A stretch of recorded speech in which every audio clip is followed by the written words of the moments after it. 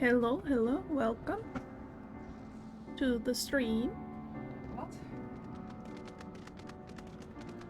Wat zeg je? Ik ben aan het streamen. Oh, nu al.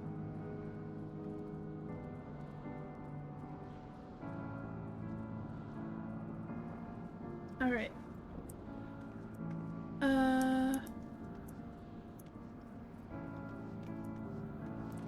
Well, let me switch over to the live view.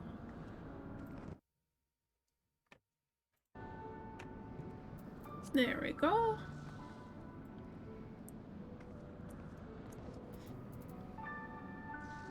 Well, last time we left off, we killed the big bad boy. And now we're gonna reckon with the consequences.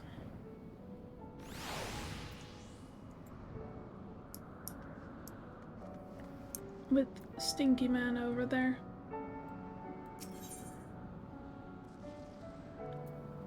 So yeah, let's go. With Nidhogg fallen, none save Racefelger remains to answer our questions. Let us trouble the worm again. And if Iceheart yet lingers at Zenith, all the better. I would have her hear the truth from the dragon's maw. Oh yeah. Because we discovered that even though one of his eyes were taken, he still had 2 eyes, and Racefelger only had 1.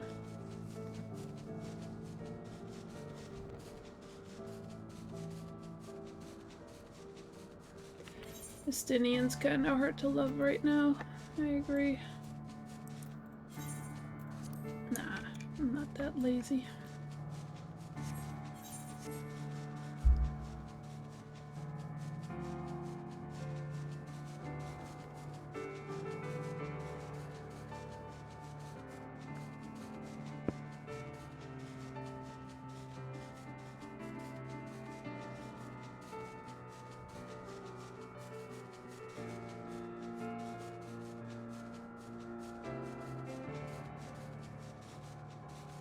Enjoying the beautiful music. Oh, that is my free company, kind of my guild, best friendship zone. That's just kind of the tag for it.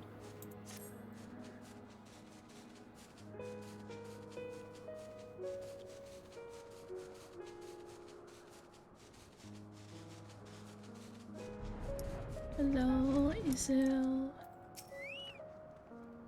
'Twas you, was it not? The furious screams of the dragons carried far. You have slain Nidhogg. What more could you desire from this place? Will you not allow Racefelger to mourn the death of his kin in peace?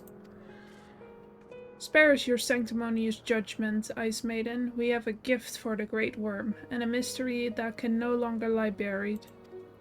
Lady Iceheart, the Dragonsong War has all but consumed your life and claimed many of your followers. 'Tis time you learned the truth of its beginning, the whole truth, that we may at last bring this bitter conflict to an end. Sound the horn, warrior of light. Yeah, it's also because you love Dwashe. Extremely strong beams.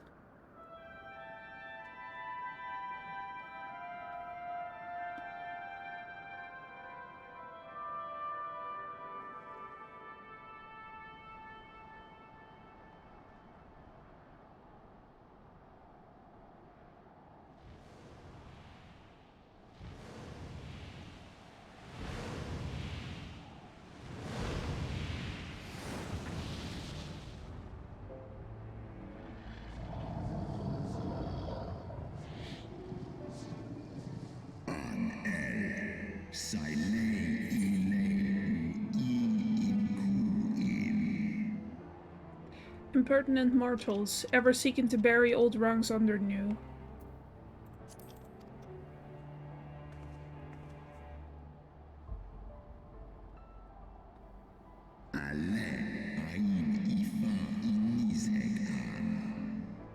I did sense the moment of Nidhogg's demise. You mean the moment I prized your eye from his head?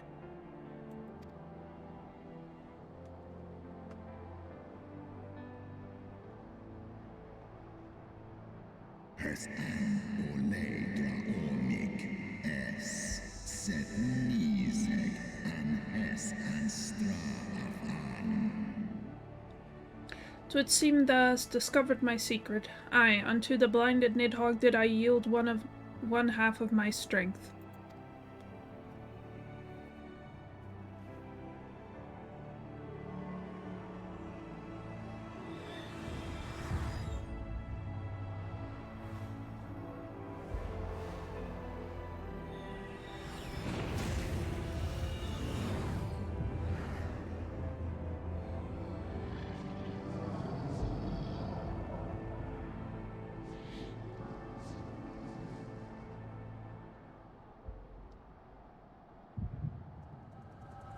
Here we go, vision time.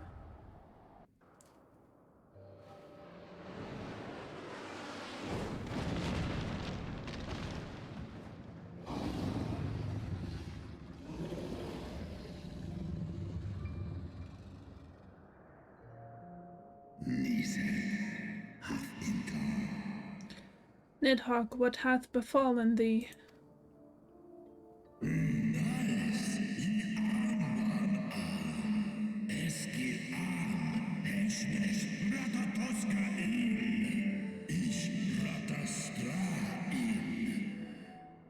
We are undone by covetous mortals. They did take Ratatusker's eye and glut their appetites upon their essence.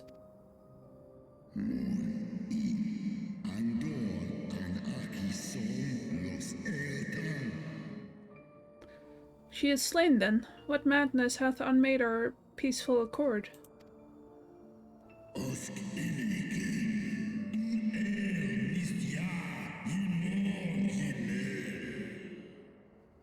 Did I not warn thee, brood brother? They have ever been untrustworthy creatures, these short-lived Ellison.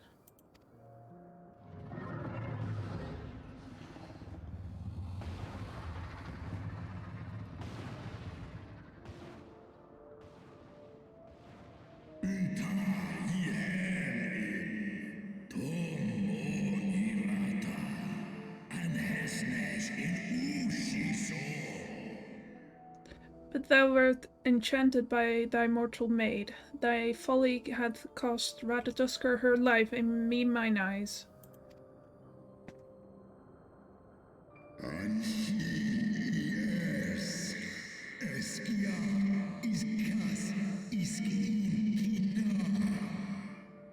O my beloved Shiva, how swiftly are thy kin made bestial by their appetites.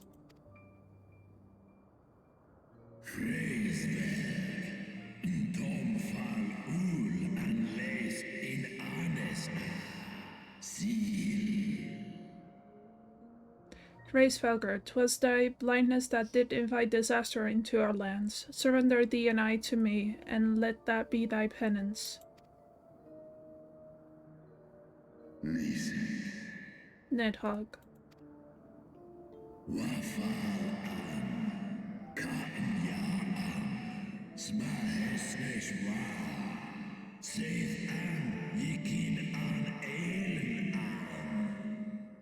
They bested me once, but I was reckless. I shall need but a single eye to inflict enduring torment upon these traitors and every child of their line.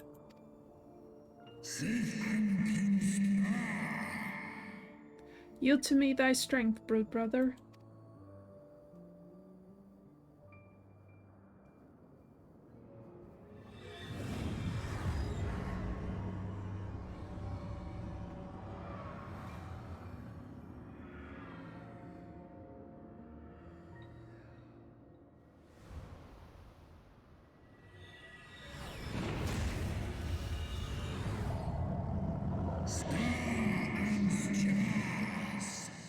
My vengeance is begun.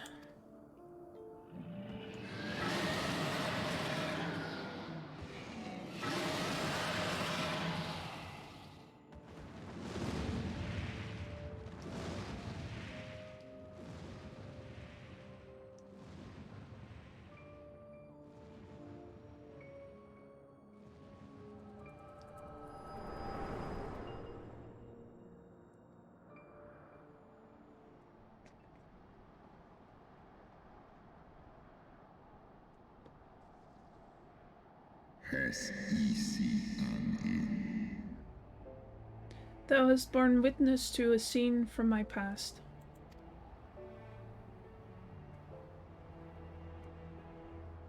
It was yours.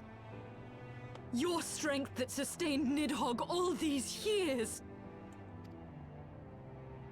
Would that Haldreth had dealt the worm a killing blow.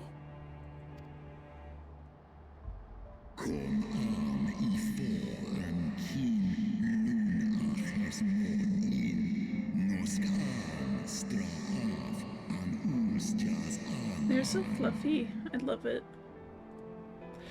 When my brute brother did appear before me, bloody and blinded, his life was all but spent. He demanded half my vigor, that he might exact his revenge upon the mortals who had wronged us. And so you acquiesced.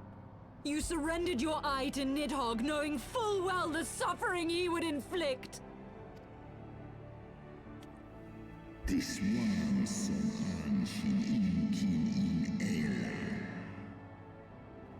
The peace my beloved so dearly desired had been shattered by her own kin.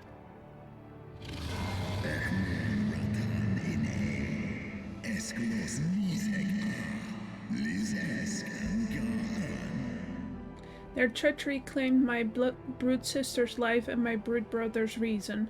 Thinkest thou thy fits of indignation will move me to remorse?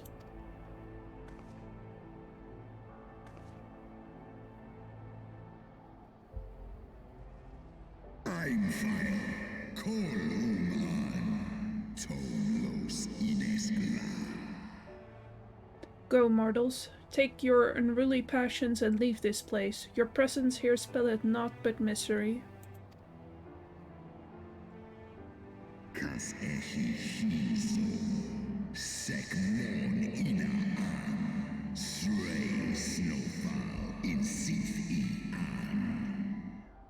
Were it not for Shiva's soothing embrace, I would slay you where you stand. Woe betide you should the bond we share ever weaken.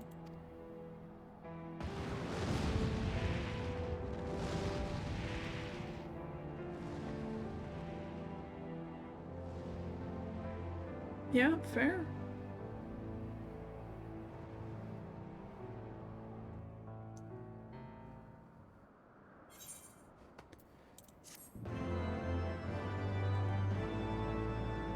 Yep, another life ruined. A job well done. What do you want now? Though he lifted not a single claw, 'twould seem that Hraesvelgr wreaked his own manner of vengeance against us. Yep. Just keep collecting them, baby. 'Twas my life's goal to slay Nidhogg. But I find there is little joy to be had in its accomplishment.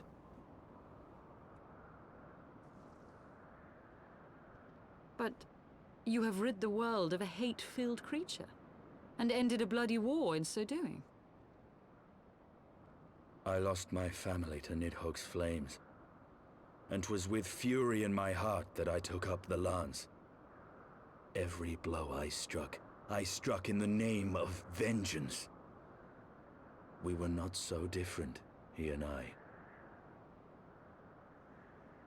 I will not judge you for your deeds. I have not the right. Too many innocents have perished in the name of my greater good. Yet even with all that has passed, the tale is incomplete.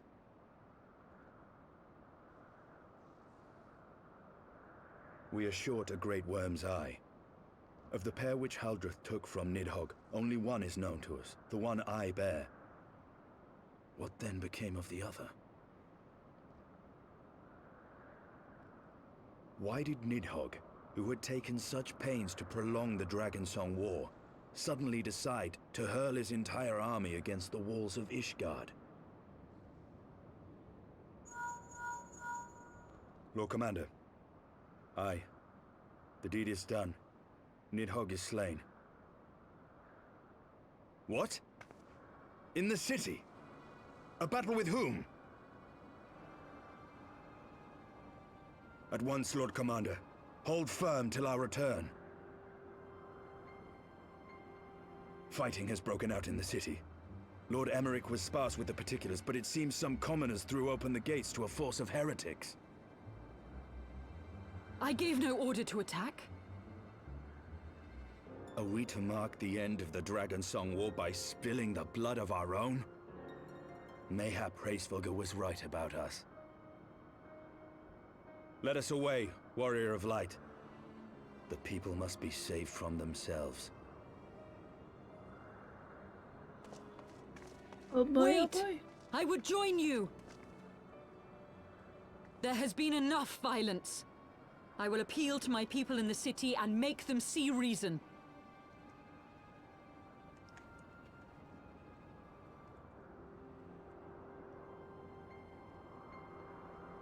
Come then, Lady Iceheart. Let us write the final chapter in this damnable war. Oh, that was fireworks. Sorry about that.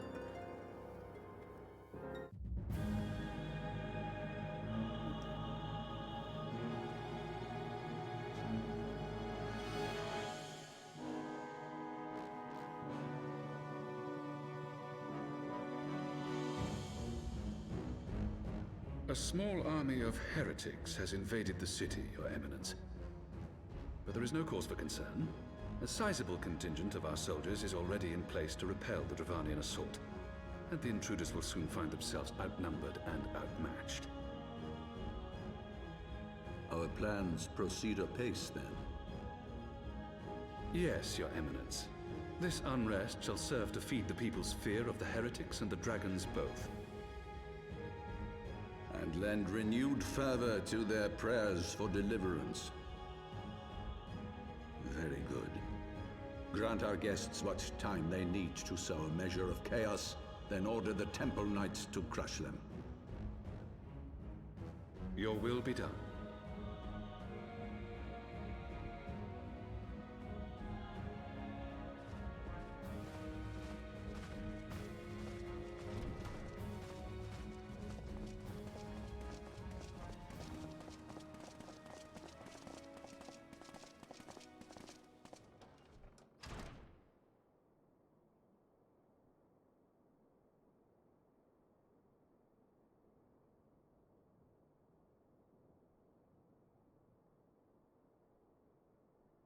The moment is at hand.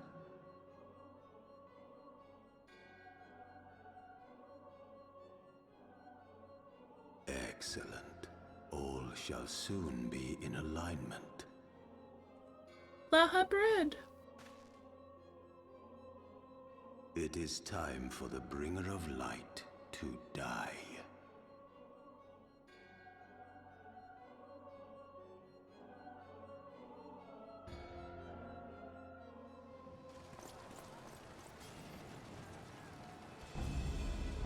I remember beating your ass 50 million times in a row. Archival.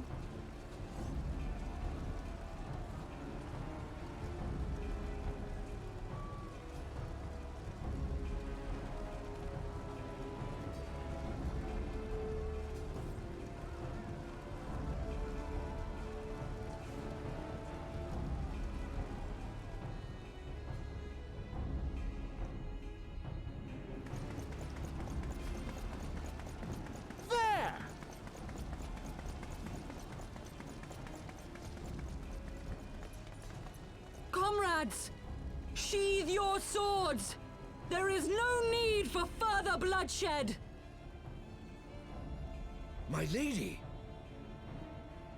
She is come!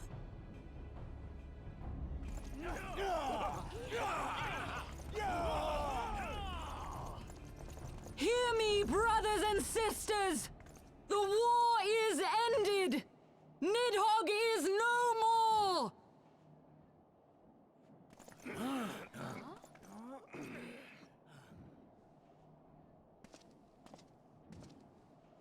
Aye, it is so! This adventurer and the Azure Dragoon laid the Great Worm low!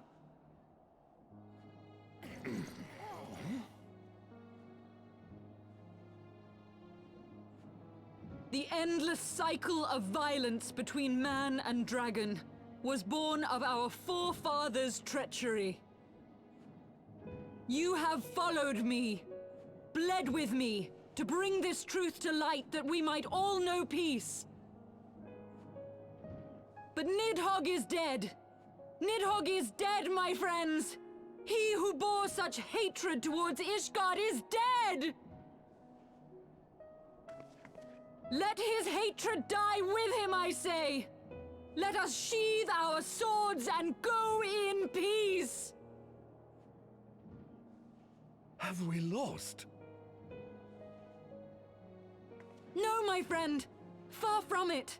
At long last, the peace for which we have so desperately fought is within our grasp. And I, for one, would not forsake it.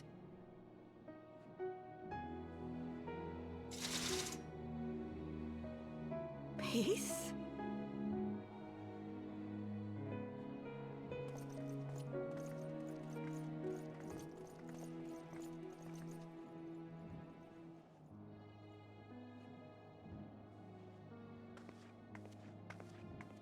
Seize the witch! Let none escape!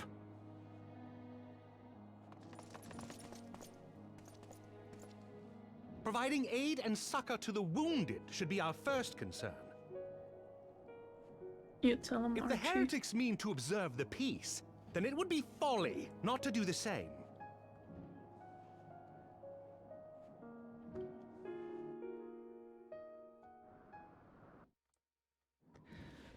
I love Hoshibon, my friend. That was rather too close for comfort, but 'twould seem that calm is returning to the streets. My mind, however, yet clamors with 1,000 questions. You return to Ishgard in the oddest of company, my friend.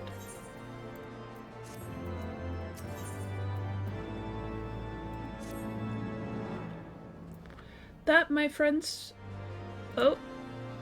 was too close for comfort. I know. Beg your pardon? You traveled to the Churning Mists together, along with this Stinian? Never was there a more unlikely alliance, nor one so magnificently effective. Nidhogg dead, the heretics pacified. Father and Sir Emeric must know of this. Let us break the news to them together. I will bring Sir Emeric to Forton Manor. Yes, an excellent suggestion. Very well, Duache and I shall await you there.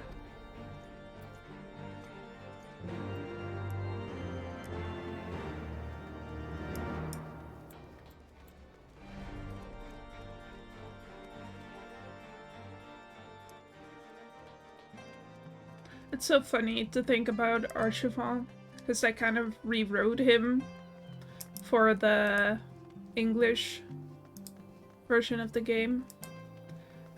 Because, you know, in the Japanese version of the game, no matter if you play a male or a female character, he fucking wants you so bad.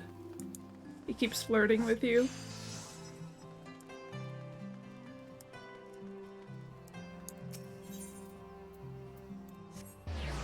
You don't get it that much in the English version, but you know, I'm kind of okay with that. I don't really have a horse in this race. Yeah. Well,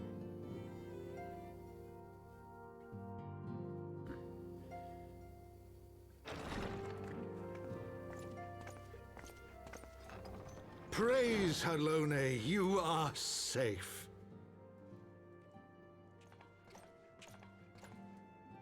My safety was never in doubt, Father, for I had the Azure Dragoon and the Warrior of Light by my side. We bring the most wonderful tidings.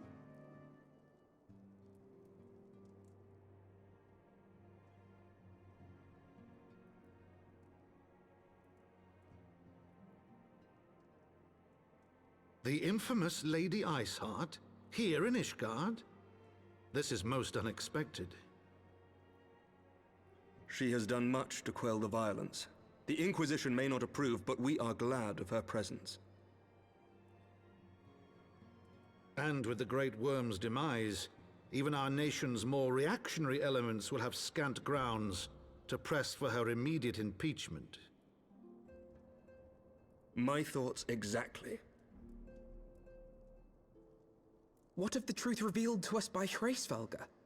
That the origins of the Dragonsong War, a core tenet of Ishgardian faith, are quite unlike those depicted in the scriptures. That men and dragons once lived together in harmony, and that it was man's treachery which shattered the peace and plunged our peoples into war. The same scripture also describes the origins of the High Houses.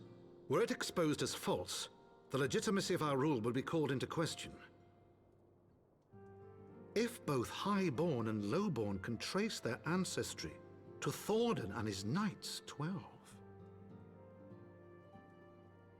But a single sip of dragon's blood is required to confirm their lineage.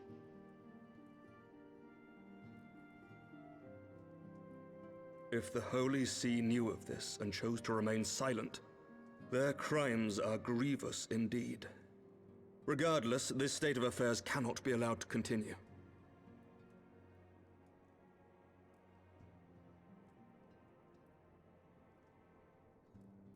Sir Emmerich, you cannot mean to raise this matter with the Archbishop. Pray consider what you are proposing. If the Holy See chose to conceal the truth for centuries, what reason would they have to reveal it now? At best, you will be branded a heretic and clapped in irons.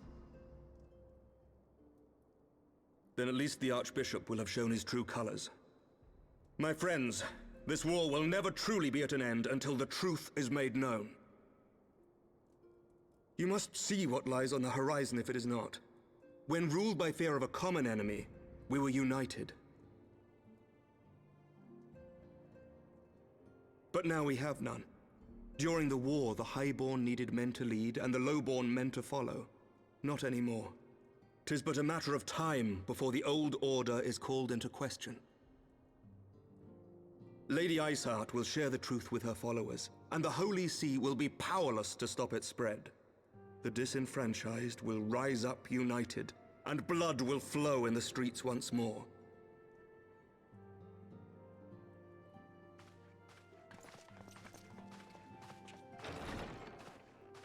A divided Ishgard will not survive.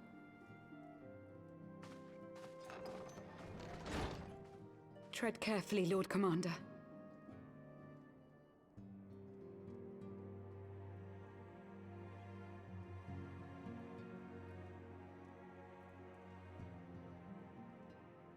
My lady, is it wise to let him go?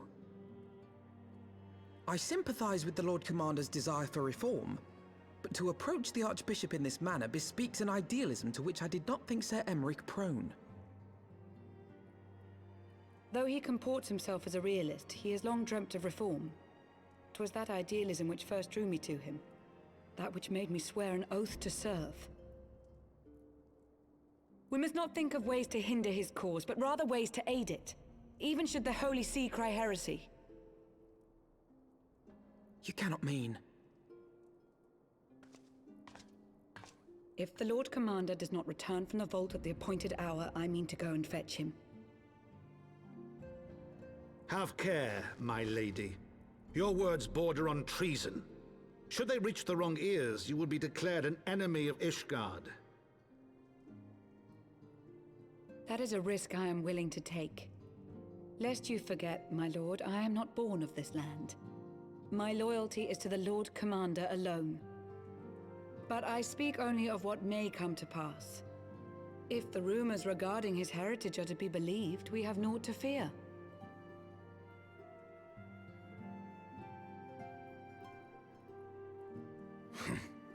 Lies and slander. Forgive me, what rumors are these?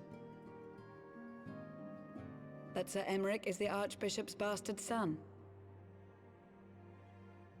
Senior clergy are not permitted to marry and sire children. But even the holiest among us are not immune to temptation. I labour to believe it. Sir Emeric is truly the Archbishop's son. He has never been publicly acknowledged as such, but the rumors have plagued him since childhood. That he rose to his current position, despite being despised as a bastard and accused of profiting from his father's influence, bespeaks the quality of his character. It is my hope that on this occasion, the burden of his birth will work in his favor. Should our worst fears be realized, the Archbishop will not be so quick to execute his own flesh and blood, affording us time to mount a rescue. Bastard or trueborn, he is our nation's best hope. If the Holy See dares to threaten him, I shall lead the charge against the Vault myself. Hear, hear! The future of Ishgard rests on Sir Emeric's shoulders. I too will do mine utmost to aid his cause. Orshafon, be reasonable. A knight lives to serve, Father. To aid those in need. The people need Sir Emeric more than ever, and we may be his only hope. There is no greater calling for a knight than to save the life of his fellow man. I swear to you, on the sigil of our house, that I shall do this and make you proud.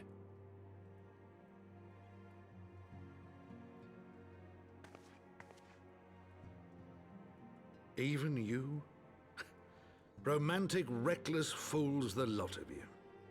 So be it. Make your preparations. I thank you all for your support.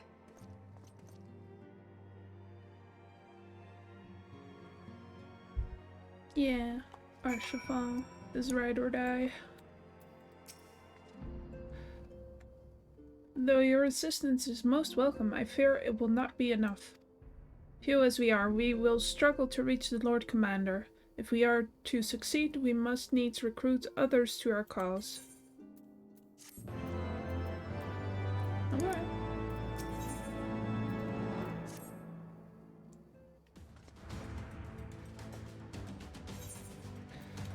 But how are we to carry out this bold endeavor? Even with an army of knights at our backs, a direct assault on the vault seems unlikely to succeed. You are correct, Master Alphino. Not even the assembled might of House Fortin and the Temple Knights would be sufficient.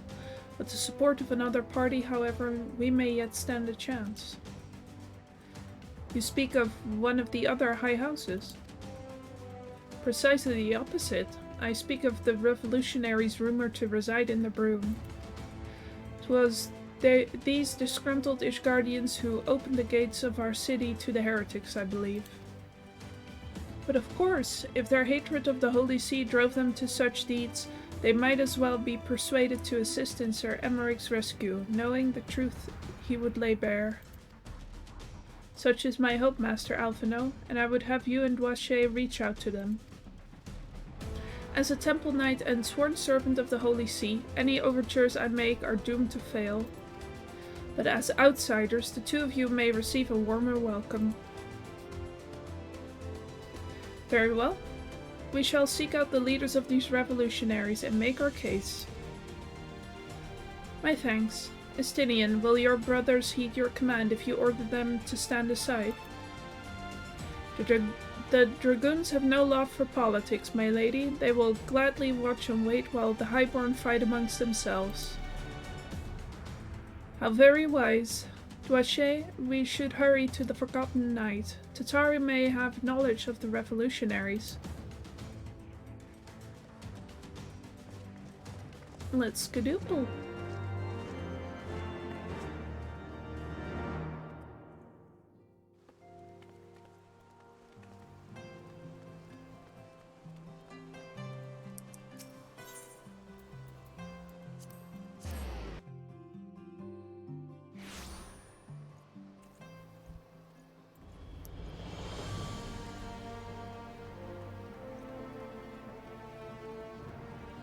I don't know how I feel about Lucia's hairstyle though. It sure is something. Like a reverse mullet. Dwashe, Alphino, gods, I've been worried sick. It's so good to see you. And you, Tataru. How did you manage to escape the chaos in the streets? Gibrilon and the others barricaded the doors until the heretics left. No one was harmed, thankfully. But what about you two? What came of your journey?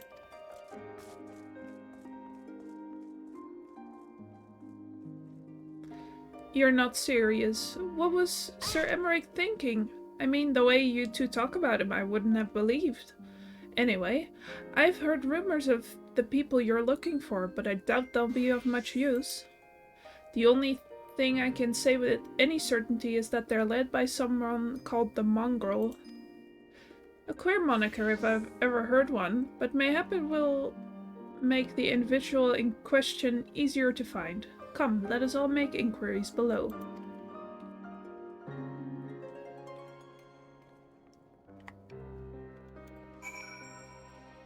Okay.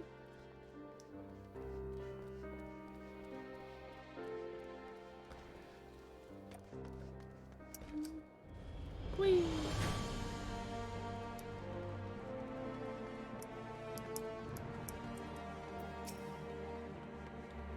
A mongrel? Not sure I catch your meaning. To a blue blood, we're all of us dogs down here.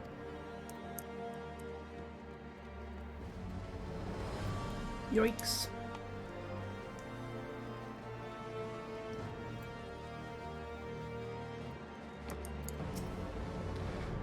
What's that? Speak up. I can't hear as well as I used to.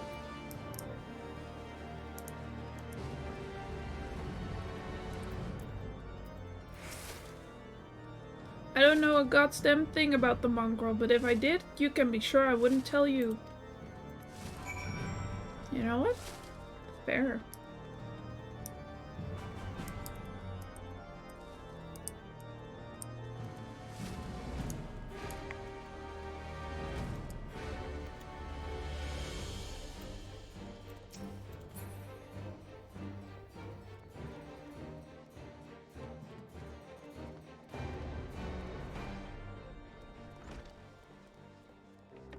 Oh, wait. I'm going the wrong way.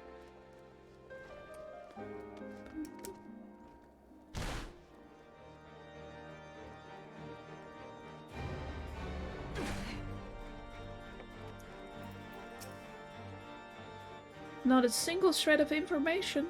Just as I expected. These revolutionaries would not have evaded capture for so long without the masses' complicity. Still, it is good to know that Tataru's ears are as sharp as ever.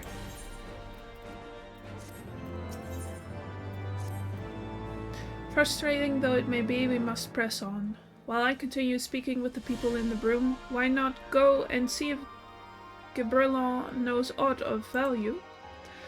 As the proprietor of the Forgotten Knight, surely he must have heard whispers of the mongrel before. We can only hope that he will be more forthcoming than the others.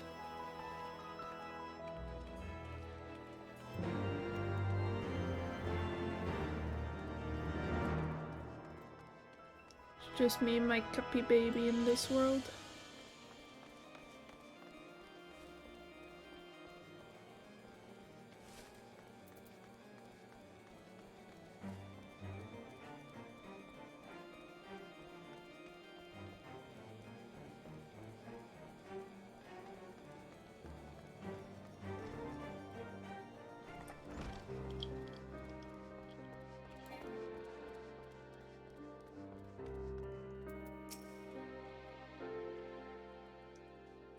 You know, people long for a sympathetic ear, but they need to know that it comes with tight lips. Discretion, Dwashe. That's what my customers expect. If they don't get it, then I don't get them. That being said, I'm not without my sympathies. I've heard the tales, and I know you've done right by highborn and lowborn alike. Least I can do is point you in the right direction, but to do that, I'll need you to do something for me. So happens there's a hunter up in the Crozier who owes me a fair bit of coin. However, I've agreed to accept my payment in fresh herbs. Go and get them from me. Agreed? Sure.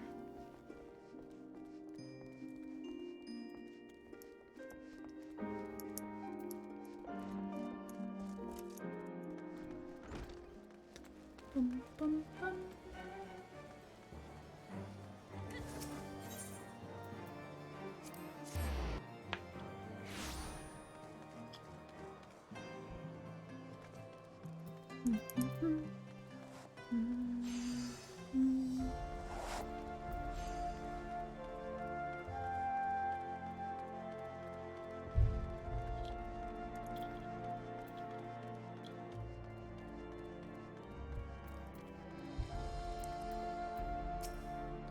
So you're Gabrillon's errand girl? Good, good. How's he doing? Same as always? Right, right.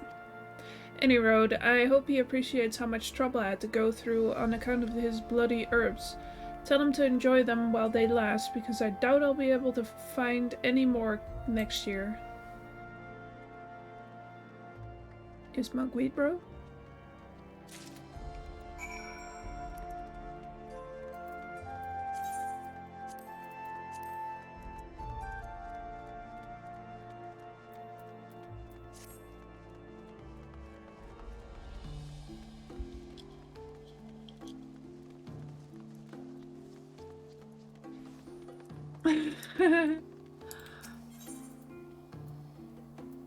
I'm his dealer now. What has my life become?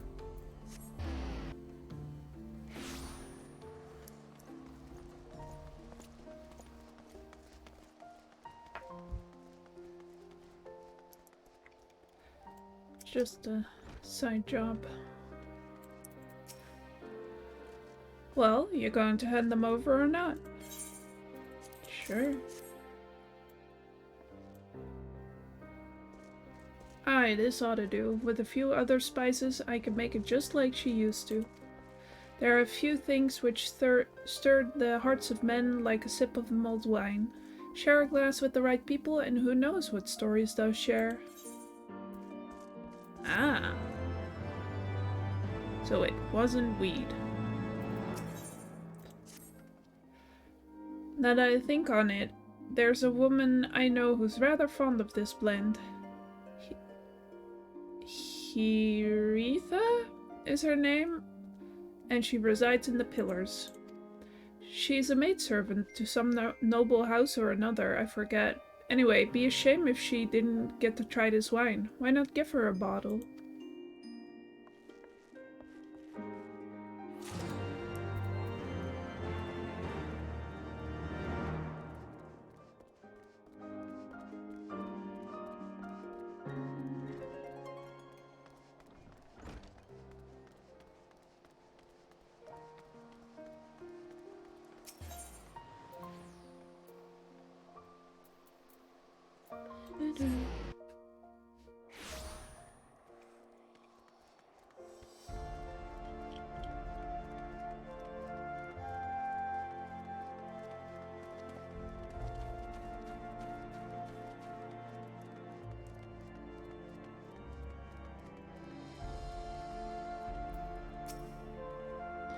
Yes, I'm Heretha.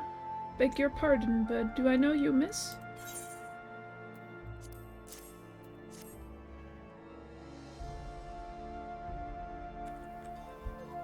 I know this smell. This is the wine that girl used to prepare. Her special recipe. It must be decades since I last tasted this. Oh, the poor dear. Such a shame that she was taken in by that baron. He cut a dashing figure, I grant you that. Tall, slender, and long of ear. But those dazzling ruby eyes of his were filled with lust. 'Twas not more than infatuation what she felt, but she convinced herself it was love, and he couldn't help but take advantage.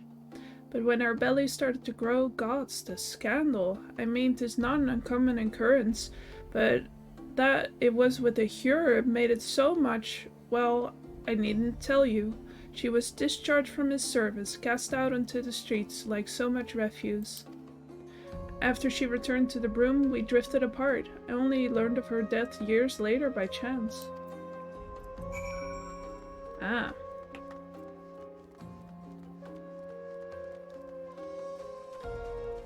Yeah, that'll get you to hate the Highborns.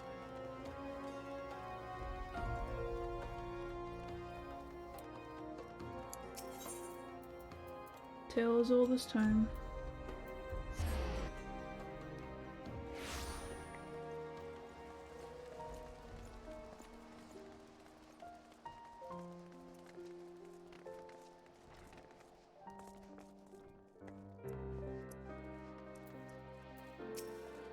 So the amorous nobleman beds his maidservant, then casts her aside when the seed take root.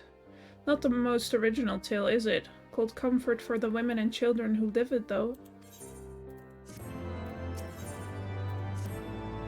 Even the pedant can appreciate wine from time to time. Take Gerald Dieu, for example.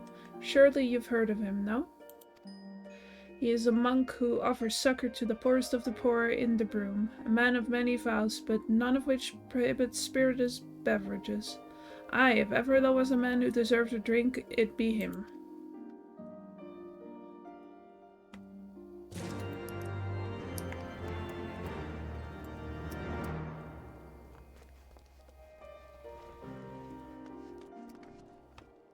Whee!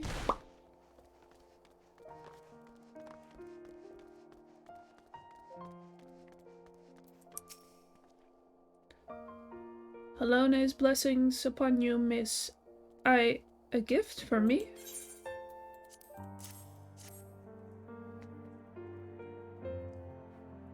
This scent, how reminiscent of a wine once made by a dear old friend. May her soul rest in peace.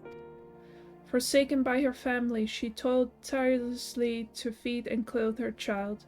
Yet somehow she found time to help me tend to those in even worse circumstances. So compassionate she was, so full of love for her fellow man. 'Twas that love which gave the child strength to endure the scorn of the other younglings. Ah, that little girl, bless her heart, she couldn't help what she was. Eventually she won them over, but those first few years were trying, even more so when she had to start fending for herself. I remember days she spent standing on the walls, raven black hair flowing in the wind, staring out as if searching for her mother's face in the mists.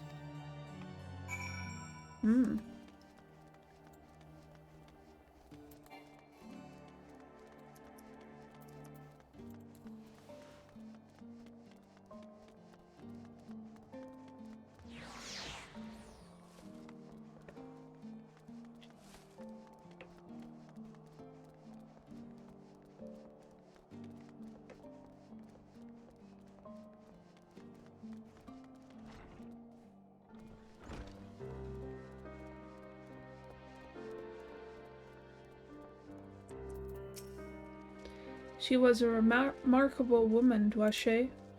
After everything she was forced to endure, she still remained hopeful for the future, for her daughter's future.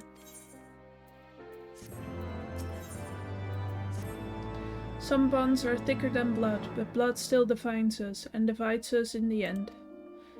It's the legacy of our parents, Dwache, and we can't escape it, no matter how hard we try. So the mongrel and her pups chose to embrace theirs, to proclaim it to all and sundry. If you can understand that, then maybe you can find her on your own.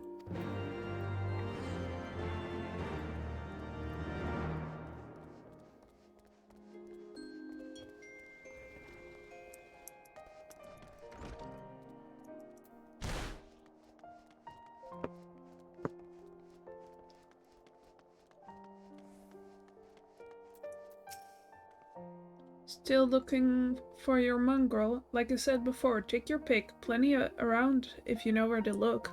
Or did you fancy someone specific?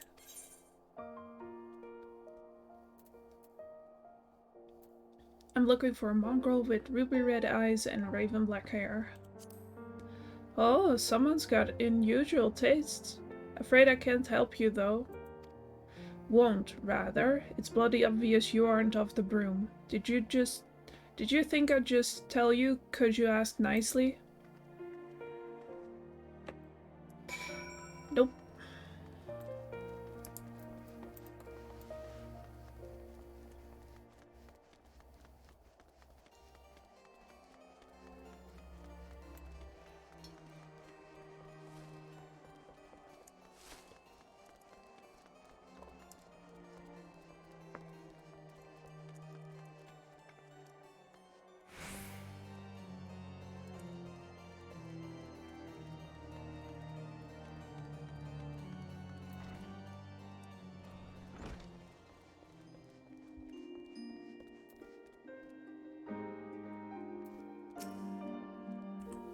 Have you made any progress, Dwashe?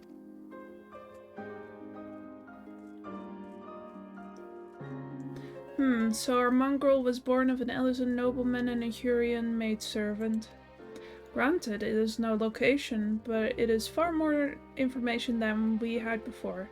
Yes, now that her striking features are known to us, mayhap we need only to remain vigilant.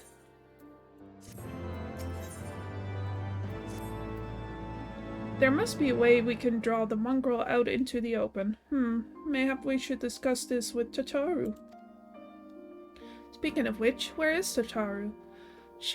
Oh, confound it. She went below to make inquiries on her own, didn't she? We must find her quickly. Dwashe, I have a premonition this is not going to end well.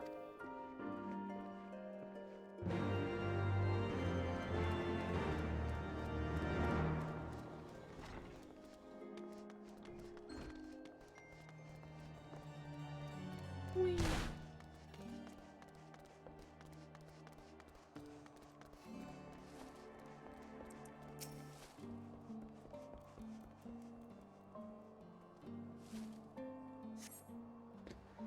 You cast your gaze over the street below, but see no sign of Tataru.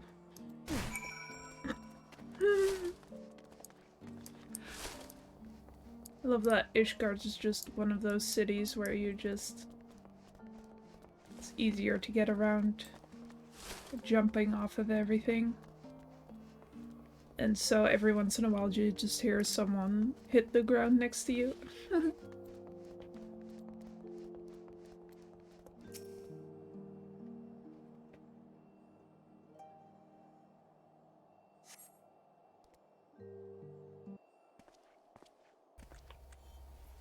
She must be around here somewhere. I take you've had no luck either.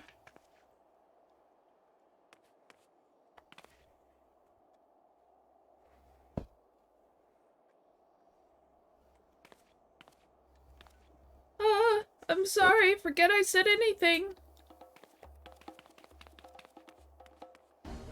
Wait, down there, isn't that Tataru? Those men are chasing her. Quickly, Dwashe, after them.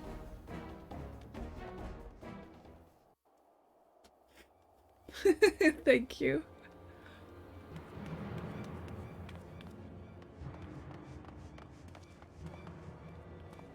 Where do you think you're going, Missy? I'm sorry, I didn't mean to offend. What's going on here? What's it to you, boy? Piss off. Hold on. I've seen them around. They're in and out of House 4 Tom's Manor all the time. Oh, I see. Skulking about at your highborn master's bidding, eh?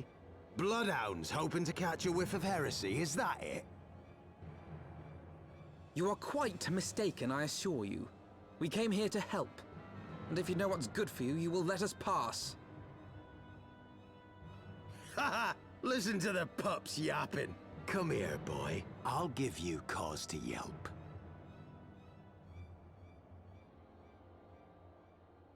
Enough! Leave threatening women and children to our betters. We don't have the knack.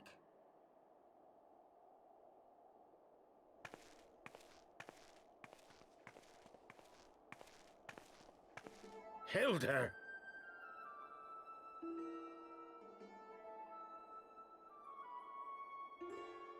Lay a finger on the Blue Blood's pups, and you're like to lose the hand.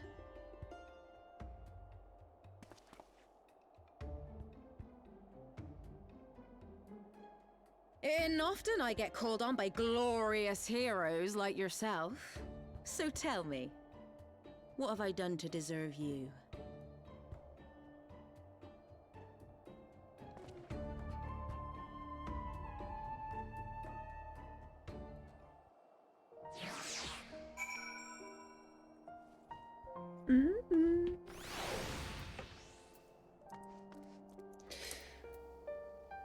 Oh man, I love her design so much.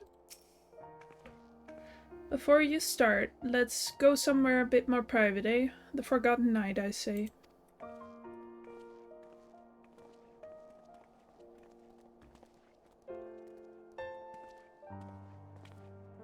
You okay, Tataru?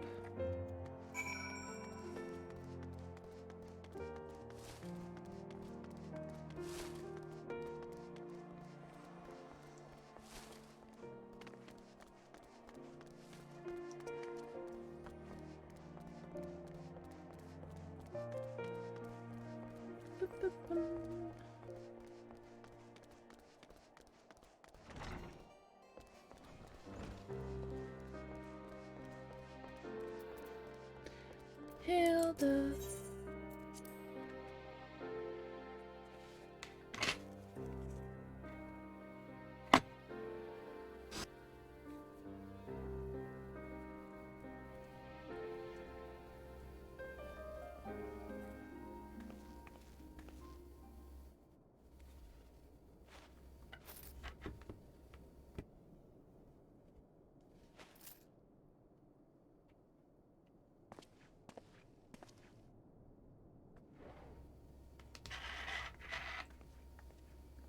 Everybody out.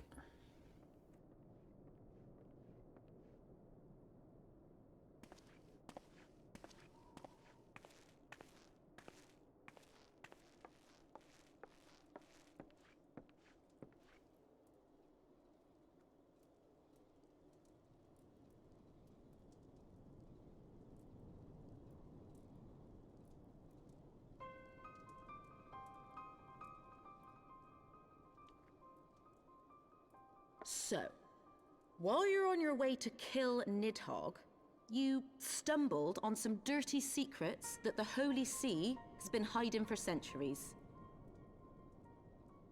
Eh? What are they on about? The High Houses. And what makes a nobleman so bleeding noble? They trace their blood back to King Thordan and his Knights 12, the founders of Ishgard. But our friends here reckon we're all descended from the heroes of Eld. Highborn and lowborn alike. And so Sir Emmerich, Lord Commander of the Temple Knights, has gone to ask the Archbishop if he wouldn't mind letting everyone know. Is he simple? The old bastard will have him executed for heresy. Well, seems to me that's what the good sir wants. Seems he thinks a noble sacrifice will serve to prove his claims. We cannot stand idly by and allow Sir Emmerich to do this. Ishgard has need of him. Look, you've a good heart, I can see that. Willing to risk your neck for someone else even when his troubles ain't yours. But what's this got to do with me? If Sir Emmerich is imprisoned in the vault, we will need all the help we can muster to breach their defenses and rescue him.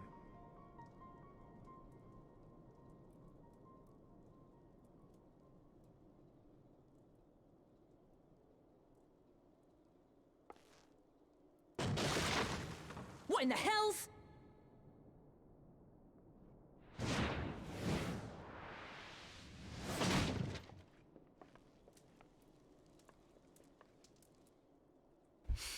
Ah, the unmistakable scent of heresy. Nice lipstick, dude. And what do we have here? The honored guests of House Fortom consorting with the Queen of Rats.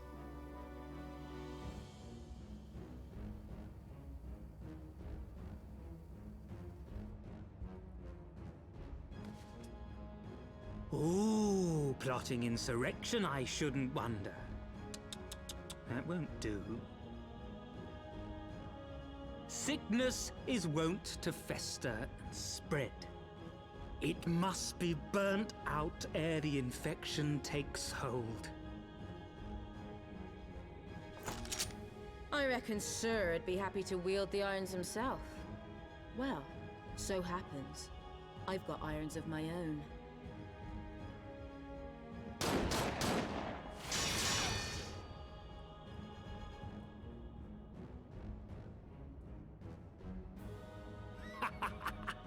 Such simple creatures, rats, certain to attack when cornered.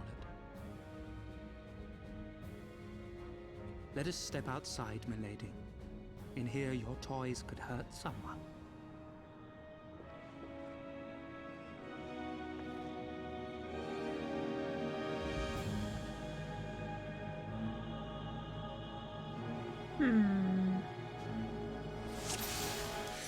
Alright.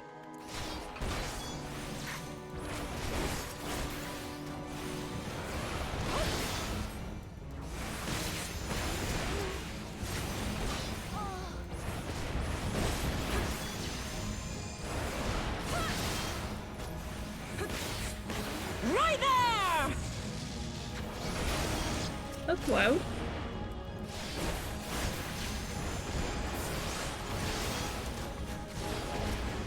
Guys. Boing. Boing. Boing.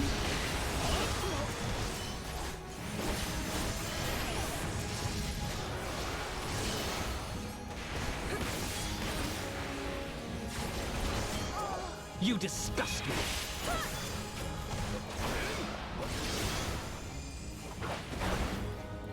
Well, unfortunately, I am here to stay, and you are not.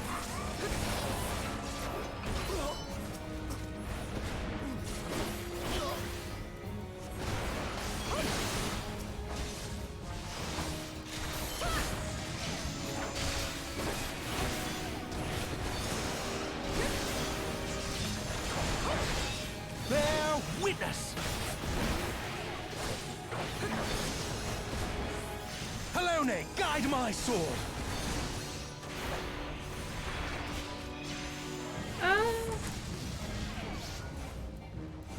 Come here, dude.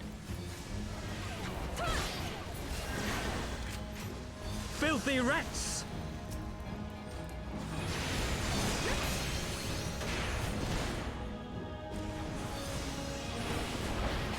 Boing.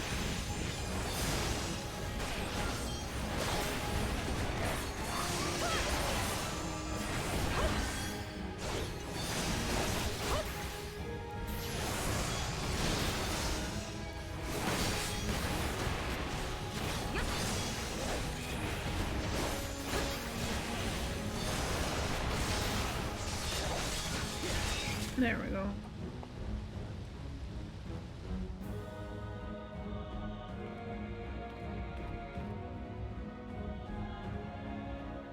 Like, yay!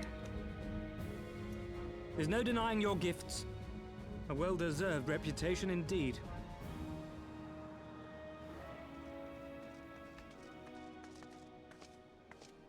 Enough!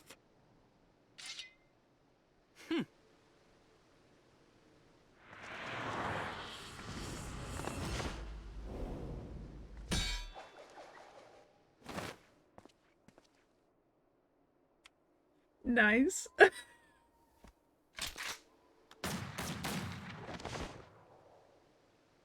What the hell is that? Lucky bastard.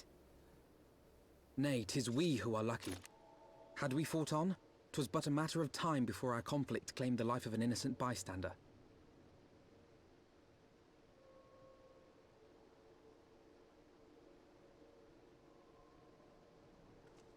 I thought the Heavensward might come here as well. They came to the Temple Knights' headquarters. Aye. Sir Grinno announced that the Lord Commander had been imprisoned under suspicion of heresy, and that the Heavensward had been granted full authority in his stead. Then the Heavensward now commands the Temple Knights. Those still loyal to Sir Emmerich answer to me. Alas, that amounts to but half our number. The other half, who opposed his promotion to Lord Commander, have gathered at the vault as ordered. Bolstering the guard already, eh? If I didn't know any better, I'd say you were expected. I take it you're in charge around here? Hilda. And yes, the young master was just persuading me to join his lost cause. Convincing little beggar, isn't he?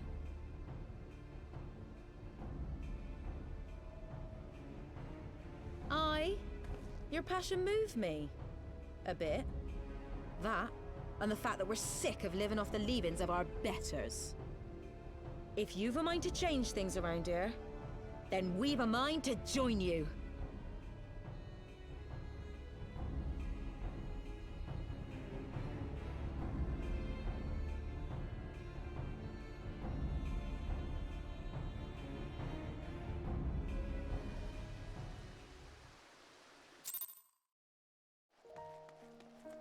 Time for revolution.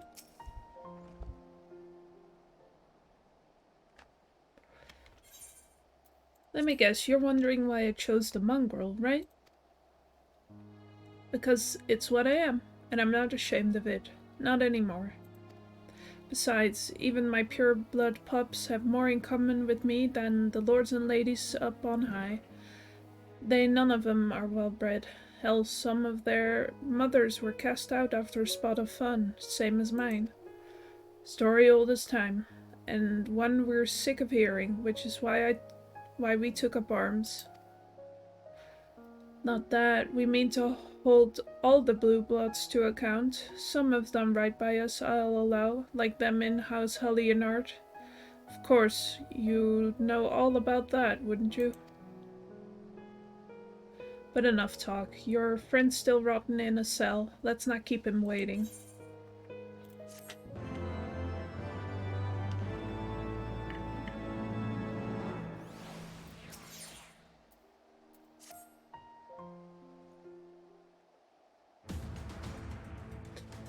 We've been working in secret to undermine the Holy See and the High Houses. That much I'll acknowledge.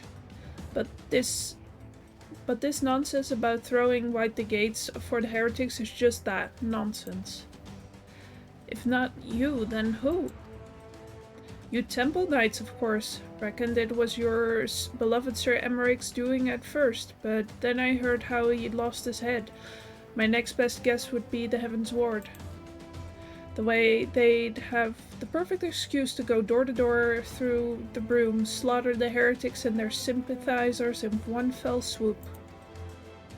The Heavensward's scheme did not account for Lady Iceheart's intervention, and so they have been forced to improvise. A fine bloody mess, ain't it? But the die is cast, so what's the plan? We must divert the attention of the High Houses away from the city, and to do that, we need the cooperation of your allies in their service. And what makes you think I have friends in high places? You would be fools not to, given your goals. Lowborn Knights are ideal recruits. Most were fealty only out of desire for a better life. If offered an opportunity to shed the yoke and live for themselves, who among them would not at least be tempted to take it? Rare is the man eager to die for a cause he does not hold dear, but it need not come to that this day. If they and their fellow knights are deployed afield and to deal with a new threat, a massing of heretics for example, then they will be unable to join in the defenses of the vault. Huh. Spread false reports of an attack to get them out of harm's way, you mean? The city will not soon forget the heretics' last assault. If the High Houses believe another attack is imminent, they will have no choice but to act. Can it be done? Can we trick them into leaving Ishgard? Aye. Can we keep them out for long? Not bloody likely. Make sure you're ready before I send word, because you won't get a second chance at this. Then it is decided. To the vault. The Archbishop must be held to account. And the Lord Commander granted his liberty.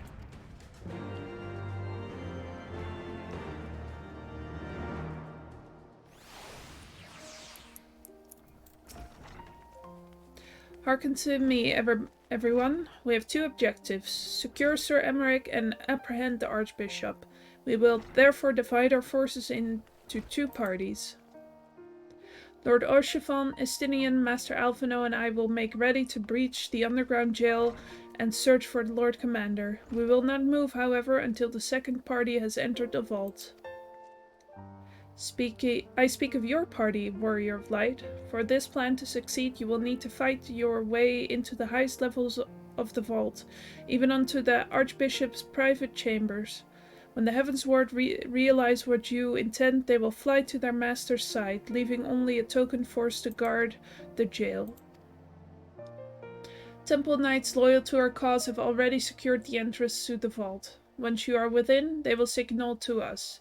If all goes to plan, we shall rejoin you with Sir Emmerich and confront the Archbishop together. Is everyone clear as to their duties? Then let us do what must needs be done. Yahoo!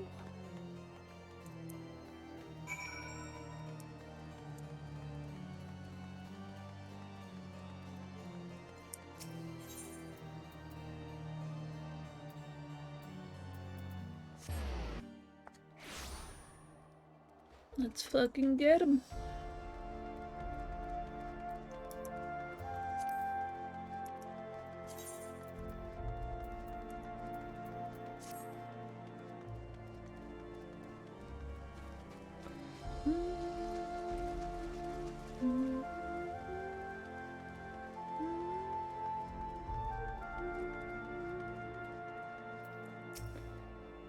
The others are in position, Mr. Stoichet. I will send word once you and your party have entered. Alright. The vault. Let's see how long it's gonna take for me to get in there.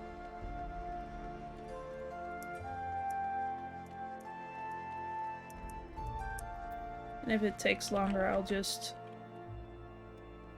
monk it up again. Or maybe I'll do Paladin this time.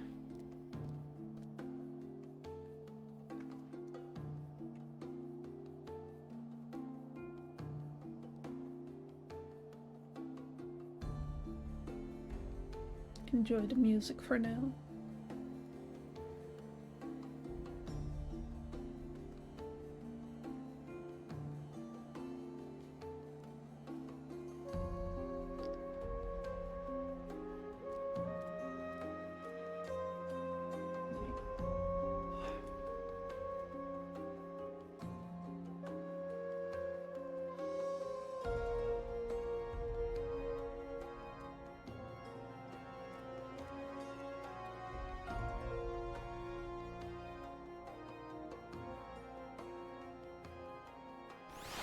Yeah.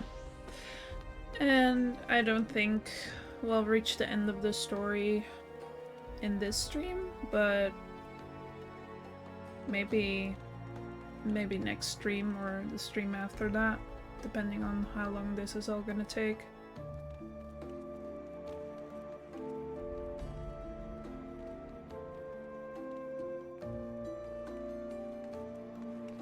It's like last stream we got over halfway there.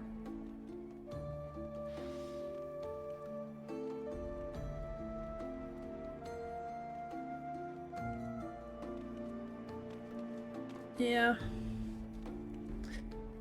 I'm just impatient. I'm like, oh, what are these cute times? Well, at least for Stormblood and Shadowbringers, I'm gonna be playing a healer, so I'll probably be able... Well, I won't be able to unsync the dungeons because they're gonna be too close in level to me. So, we'll just be forced to wait anyway, but healer queue is way less painful than DPS queue.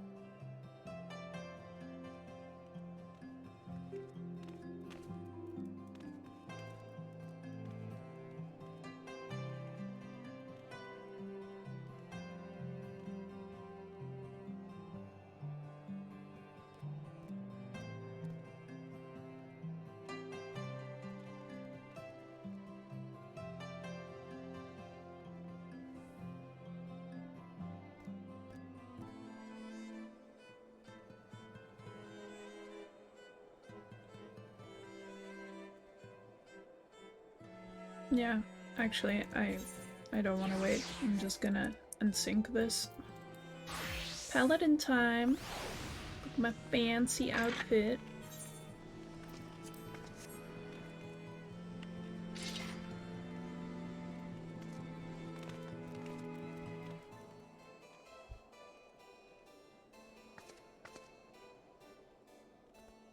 Very handsome.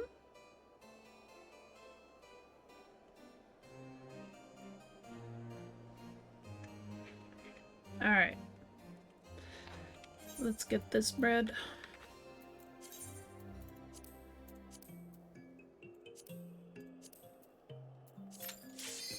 Let's see how well I do on Pally.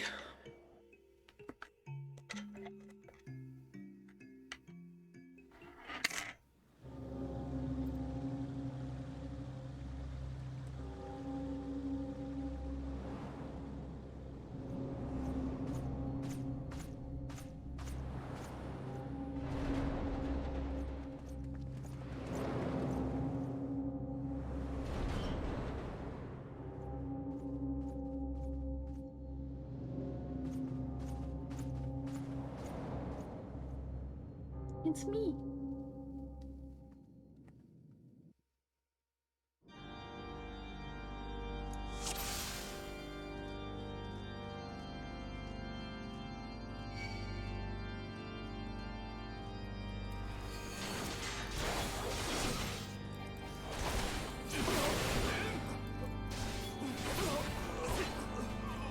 Yeah, this should probably be fine.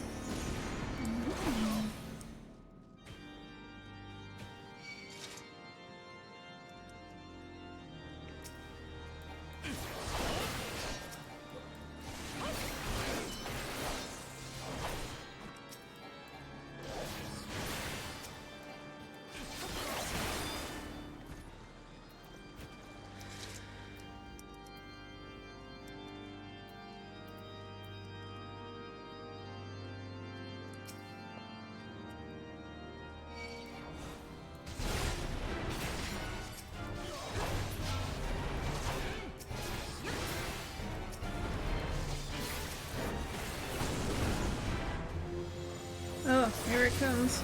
Look at that.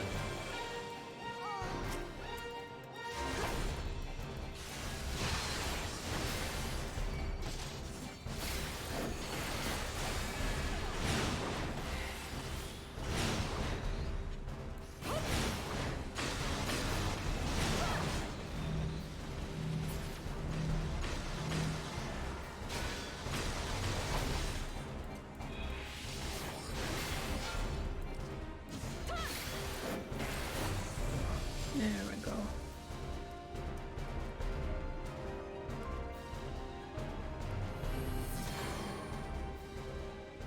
Coward.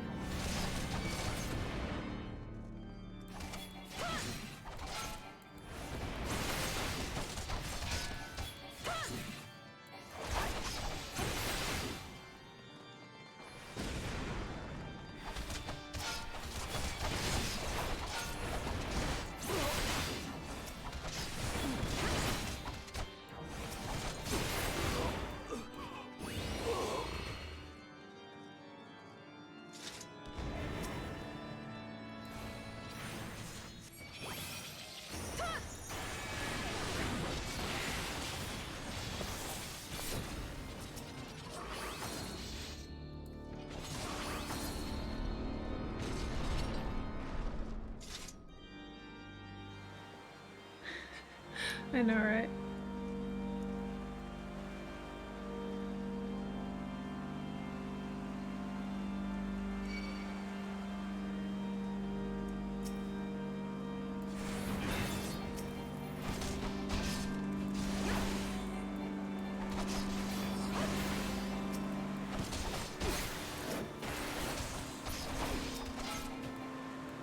All the classes get pretty cool looking once you get them up to a higher level.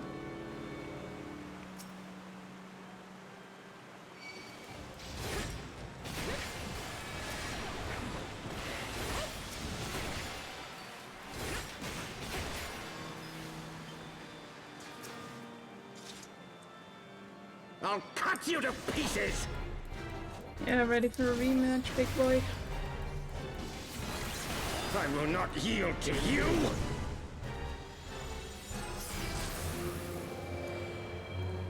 I have the power!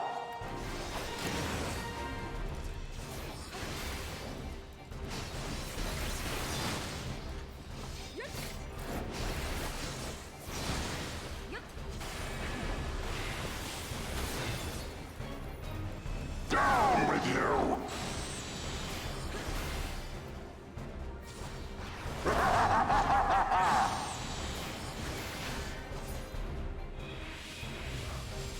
You wish.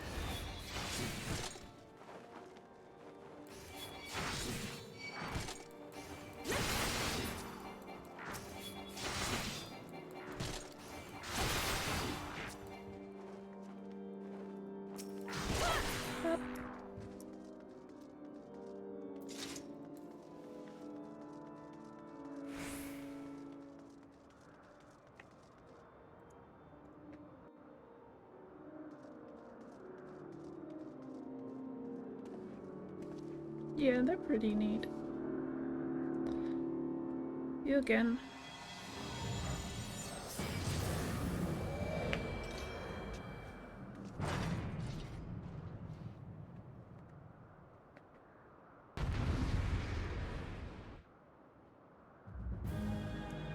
Gonna wipe that smug smile and ugly lipstick off your face. How about that? Filthy rats!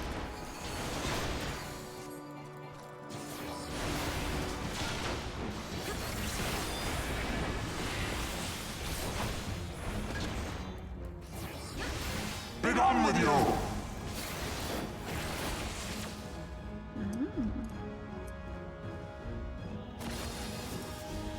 And now the final curtain!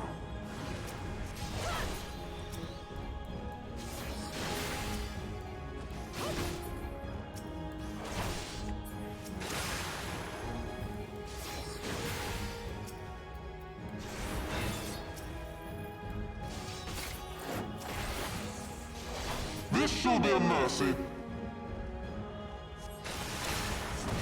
You disgust me.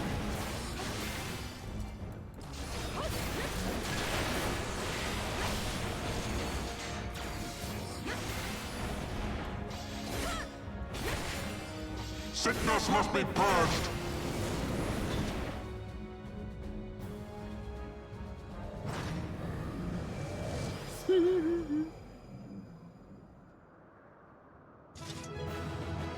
Yeah, he's a rude dude with bad attitude. Oh, look at that, so cute. So happy.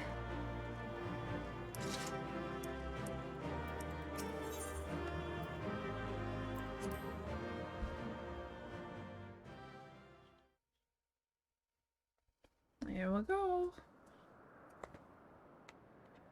Our power! How can this be?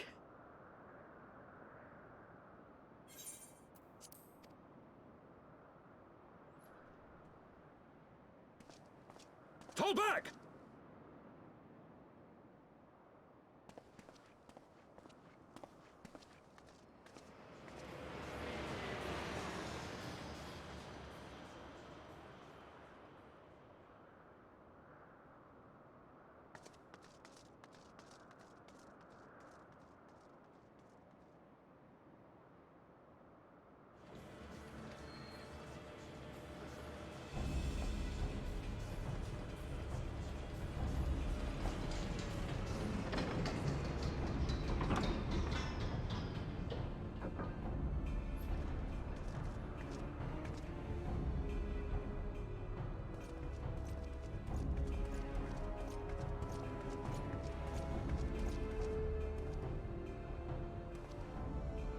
Father, please!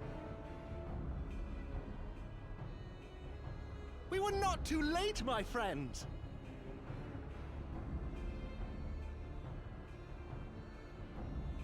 Why must you do this, Father? Nidhogg is fallen. There is no need for further deception. Now is the time to renounce the lies which led us down this path. To start anew!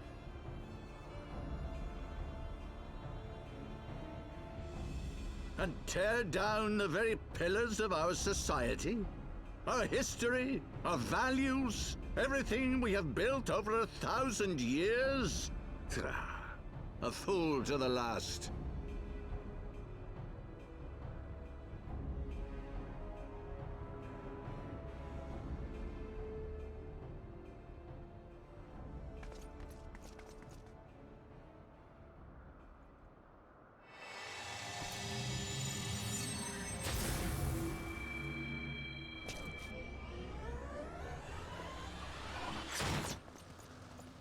Look out!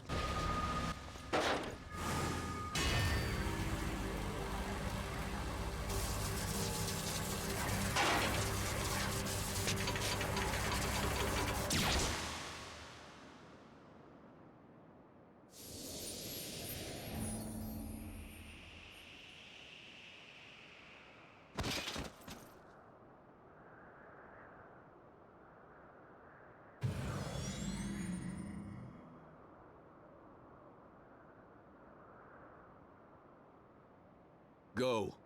Azizla awaits.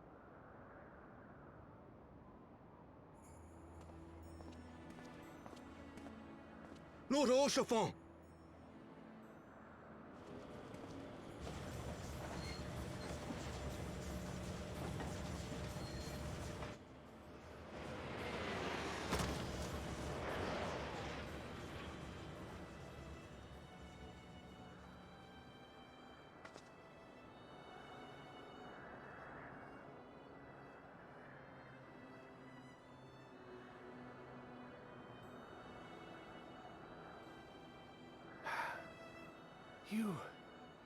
You are unharmed? Forgive me. I could not bear the thought of...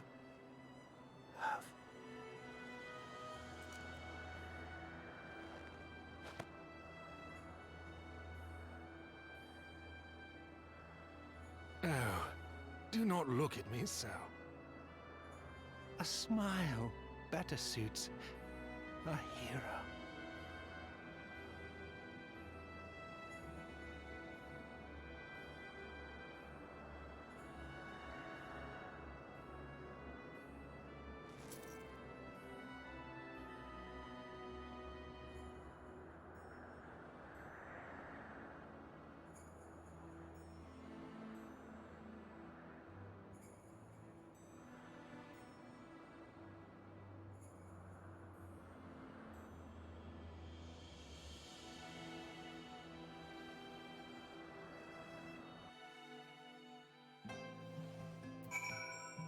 Man.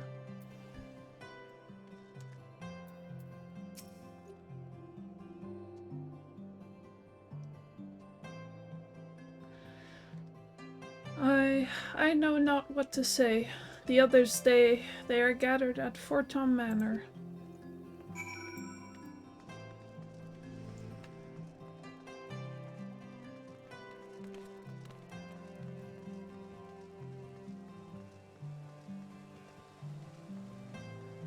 Yeah.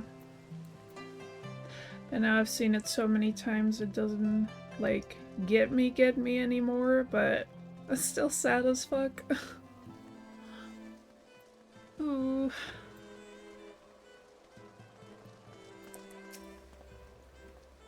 The others are... Please enter, Mistress Mumafa.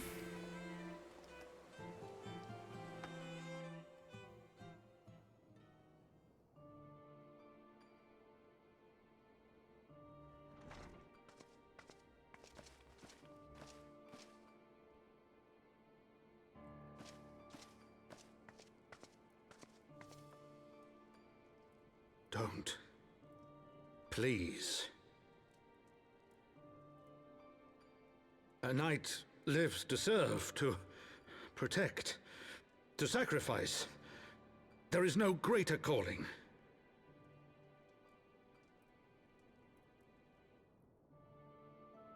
Leave me to mourn and give chase. For my son, and for the nation he loved. Go!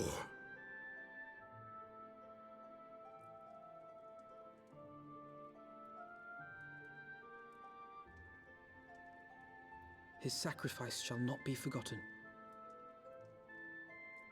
My son.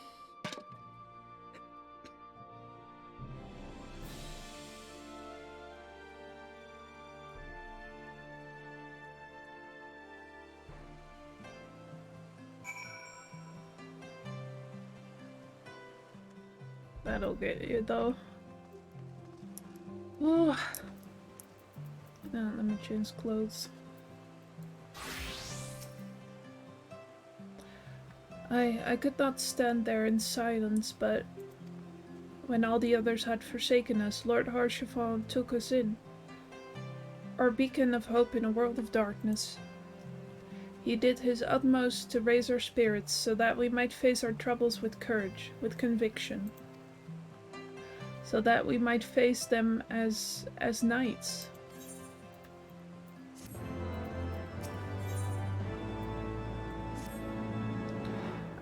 We must press on with our mission. Tatari, pray return to your duties at the Forgotten Knight. Let us go and speak with Sir Emmerich Douachet. I worry for his well-being.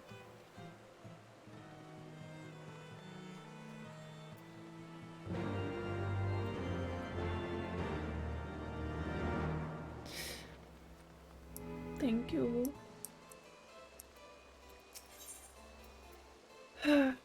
Achievement unlocked.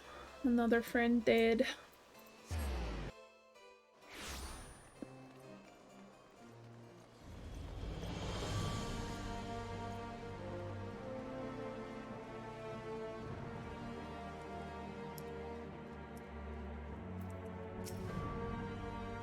An audience with the Lord Commander. Yes, yes, of course.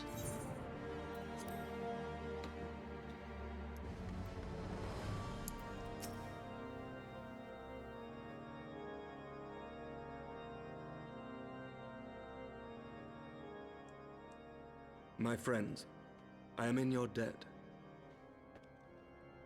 Think nothing of it. Your wounds are healing well, I trust. Some wounds do not heal.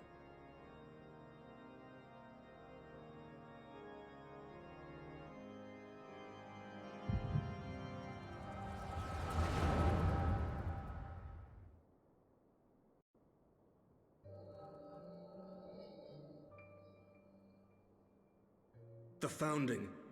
The scriptures, 1,000 years of lies, all to deceive the common man. Nay, our own brothers and sisters. For the blood of the Knights 12 flows within all our veins. You knew this to be true. You knew, and you concealed it.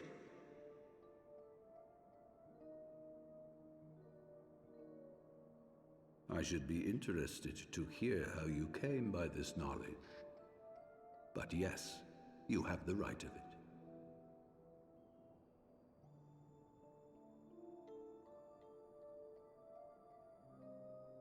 The architects of Ishgard, King Thordan and his knights 12, entrapped and butchered the great worm, Ratatosker, that they might partake of her eyes and thereby transcend their mortal limits. Upon learning of their treachery, Nidhogg was consumed with a murderous and justified rage. I dare say you know what followed. The great worm slew the king and half of his knights. Aye, but Nidhogg was subdued, and his eyes plucked from their sockets by the knights that remained. Their one mistake was to show mercy, for from his brother Hreysvelgr did Nidhogg receive a new eye, thus rejuvenating his form and empowering him to embark upon an eternal quest for vengeance. Whilst Thordan's son Haldreth took one of Nidhogg's eyes and learned to wield its power in defense of his people. Thus was the first Azure Dragoon born, and ever since that time, his honored successors have risen to drive Nidhogg from our lands whenever the worm has returned to plague us.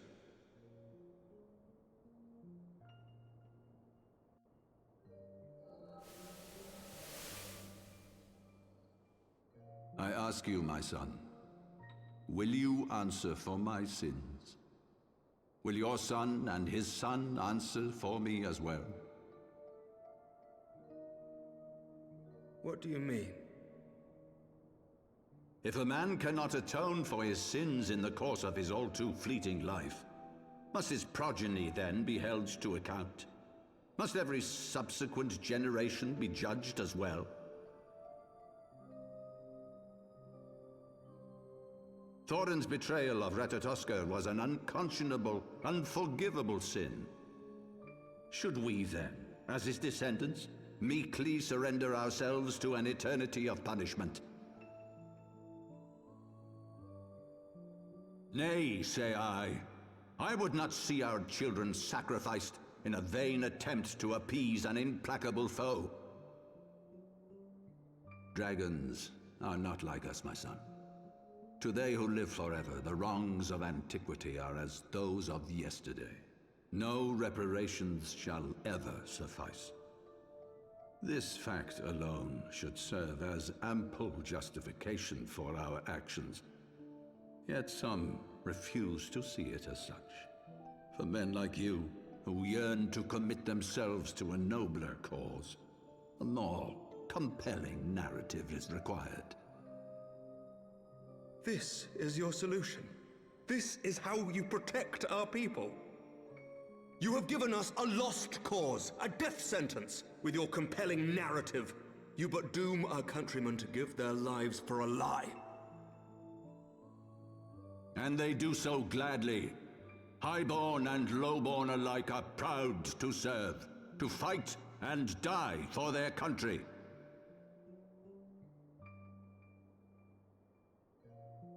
And what would you say to them?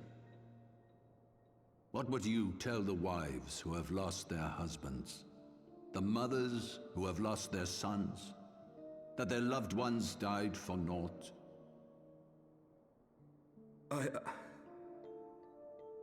Over the course of 1,000 years, countless men have donned these robes, and every one of them came to accept the necessity of this solution. Once, I hoped you might come to accept it as well.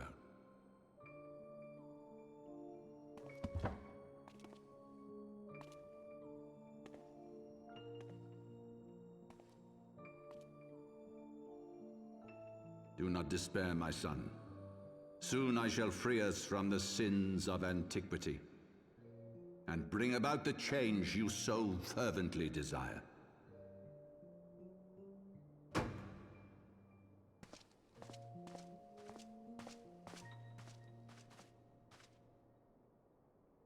If he has spoken with others, I would have their names. Escort him to a cell and question him thoroughly. Your Eminence.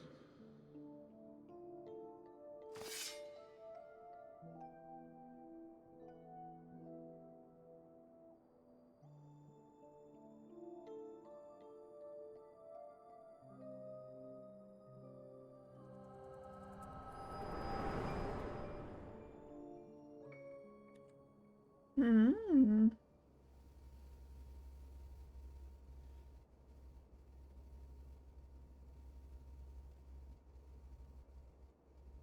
You saw something, did you not? A vision of the past?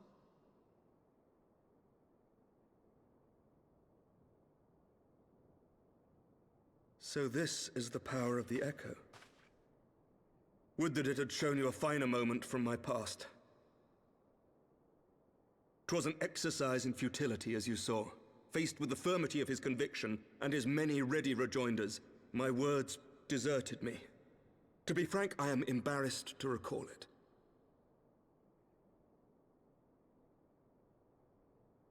A friend once impressed upon me the importance of differentiating between words, deeds, and beliefs. Were he here, I suspect he would judge your father's conviction to be no more than rank, self-serving delusion. Even so, I cannot help but wonder what manner of change he intends to bring about.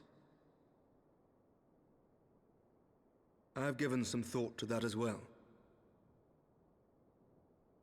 During the battle within the vault, the Heavensward demonstrated strange and unnatural abilities. Aye, the manner in which Sir Zephyrin struck down Lord Horschiffon was unlike anything I've ever seen before. The spectacle called to mind King Thordan and his Knights 12 as they are depicted in scripture, holy powers and all. Mere fabrications, which have become objects of faith, instilled with the belief of countless devoted souls. 7 hells! If Lady Iceheart can use her own body as a vessel for summoning, I see no reason why others could not. Are the Heavensward truly so reckless? Unbelievable. As they fled, my father spoke of Aziz La. Though I know not what he intends, I fear no good shall come of it. His ambitions are too great, and his minions too powerful. We must find the Heavensward and stop my father before it is too late.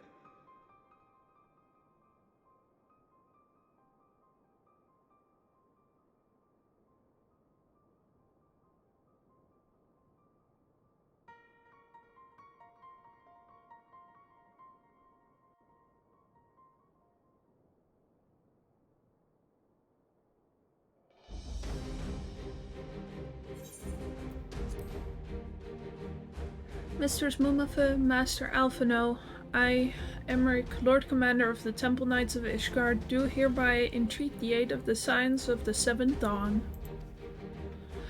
Our aid in preventing whatever it is that the Archbishop intends. Your aid in bringing them to justice. Too much blood has been spilled for the lies he perpetuated. No more. Life for death. I will have Sir Zephyr's heart for what he did to Horschiffon.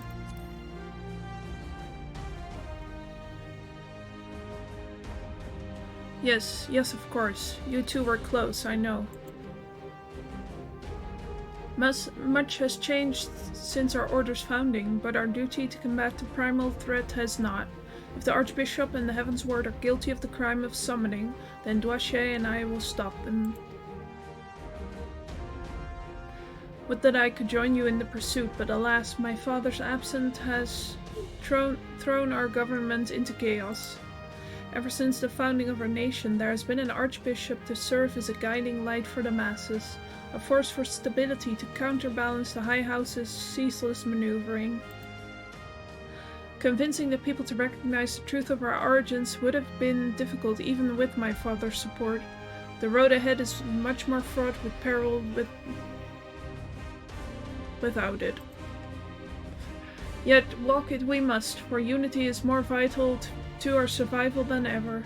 After all, Nidhogg's death did not mark the cessation of Dravanian hostilities. Far from it. We will have great need of each other in the days to come. You may ever count on my lance, Sir Emmerich. To my dying breath I shall defend Ishgard from the Horde. If I may, Lord Commander, I would like to assist the Scions in their search for the Archbishop. Toache, Master Alphino, pray attend me outside. Very well. With me, Toache. I believe we have much to discuss.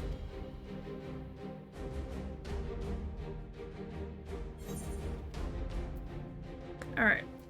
I'm gonna take a very quick little break. I'll probably only be gone for like a couple of minutes. But I'll be right back.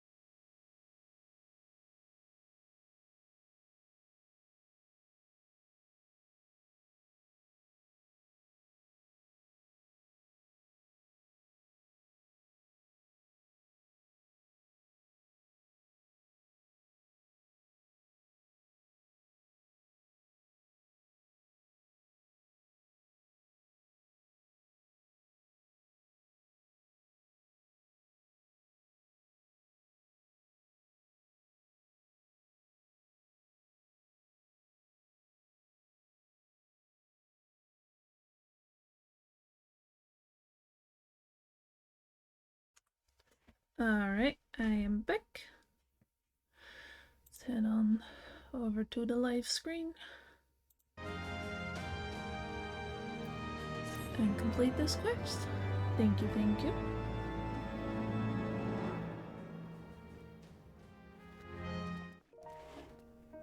Alright.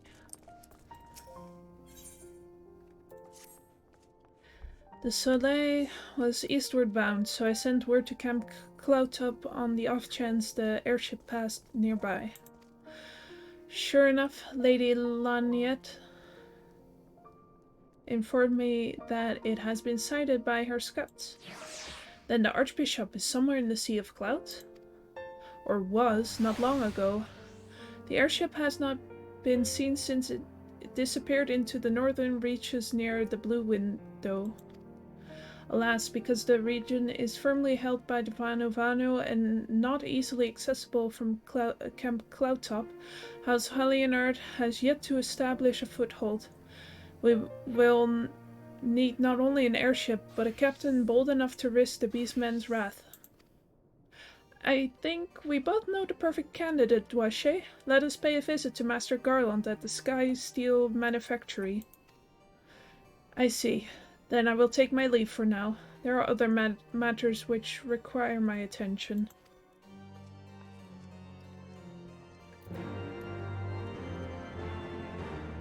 Yahoo!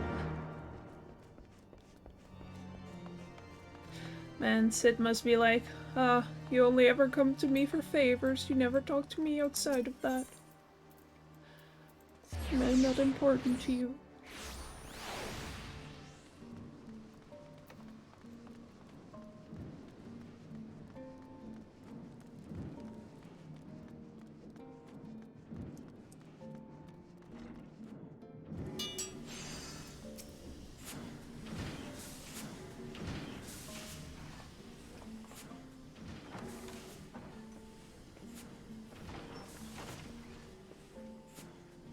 Ah, the dastardly duo. What mischief have you two been getting up to lately? You haven't heard, have you? I hardly know where to start.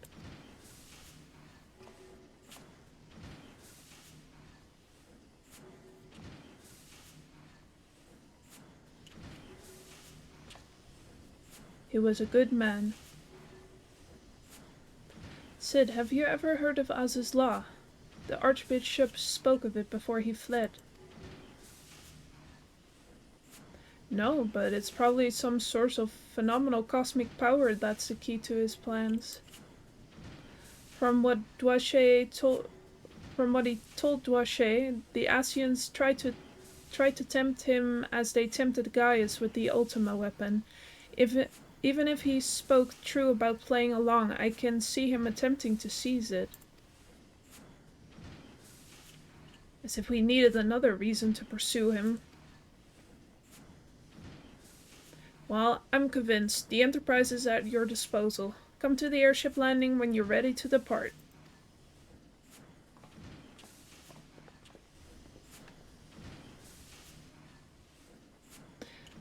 It's just as well. After pulling you out of the fire these last few times, I reckoned I was due to deliver you into it.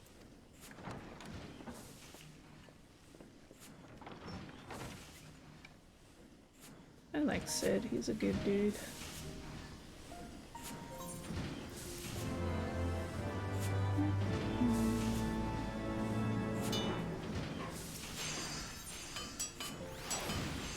Into the fire it is. Is it? In that case, I should inform Tatar of our plans. Pray go on ahead to the airship landing. I shall join you anon.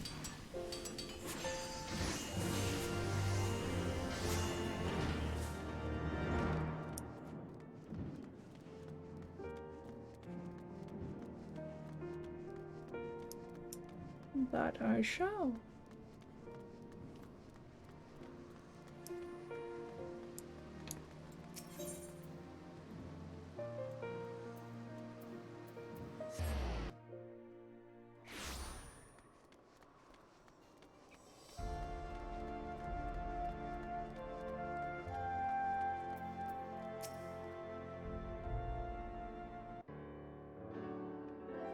The boys have been hard at work preparing for our flight, and I'm pleased to say we are ready to depart.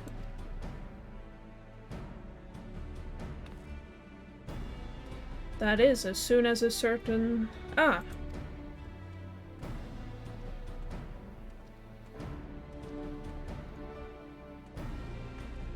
Pray forgive me my lateness. Tatar and I had much to discuss. We still have no news of the missing Scions, but she assures me that Urianger and Riol are pursuing promising leads. Come, we can continue this discussion aboard the Enterprise.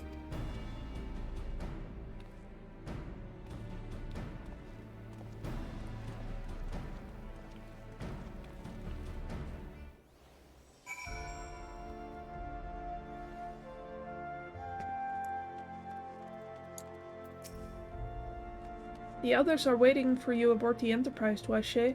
Shall we get going? Yeah, let's go.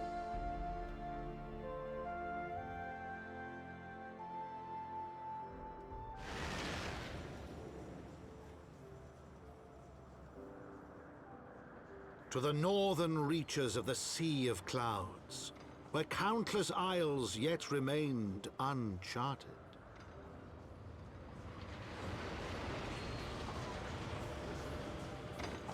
In search of a mysterious land known as Azizlar, and the unmasked villain who sought to claim its secrets.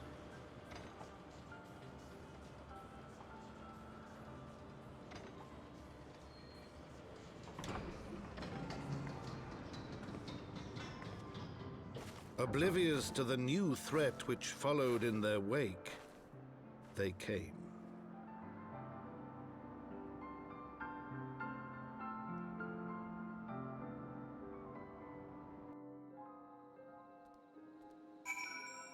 I love this place. From here, Camp Cloudtop looks rather far. Ahem.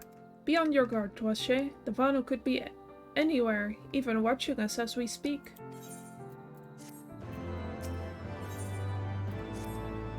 Assuming the Soleil is here, I doubt she will come to us. We should begin searching the Isles in earnest. Of course, we must remain vigilant for Vanu scouts as well. I would rather avoid needless bloodshed.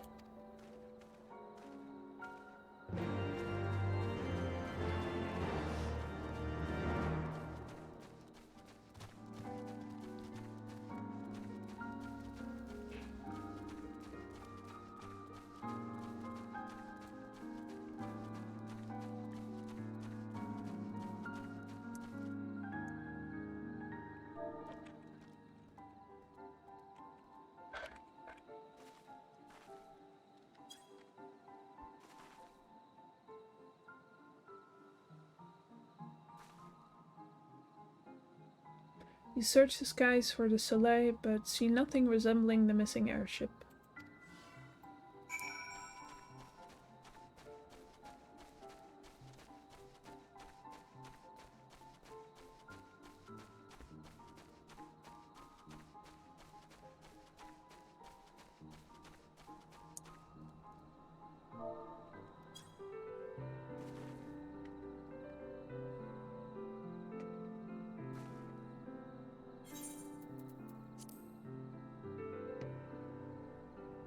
Uh-oh, trouble in paradise.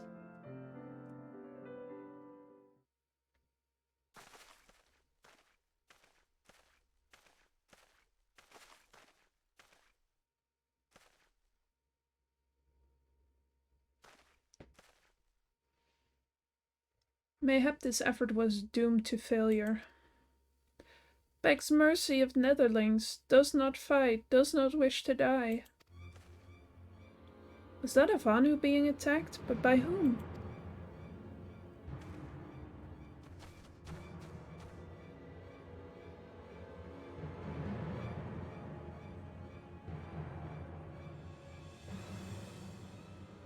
Over there. Imperial troops. Ishgardians, seize them. They'll know where the Archbishop is. The enemy of my enemy. We have no choice. With me, Dwache. Protect the Vanu.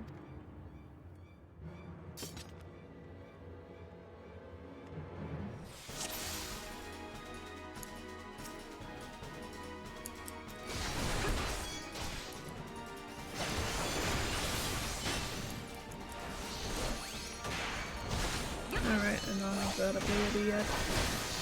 Never mind.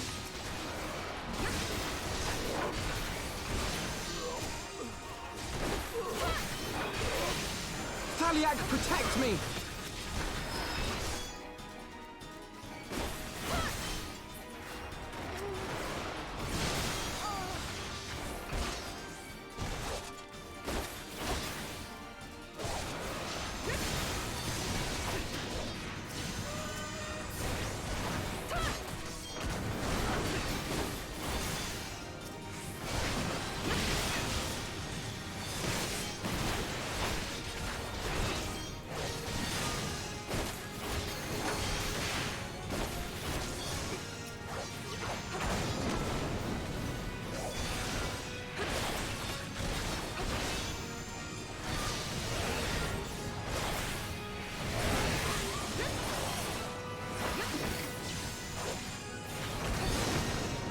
out how my abilities work for a second.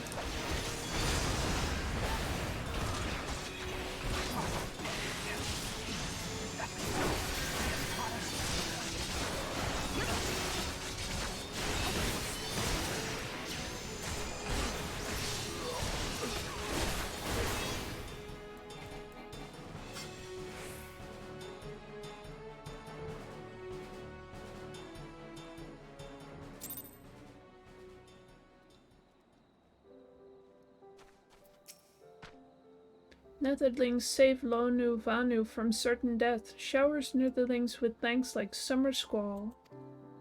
Lonu Vanu knows not what winds bear Netherlings to Cloudsea, but warmly welcomes them. Shows gratitude where gratitude is due.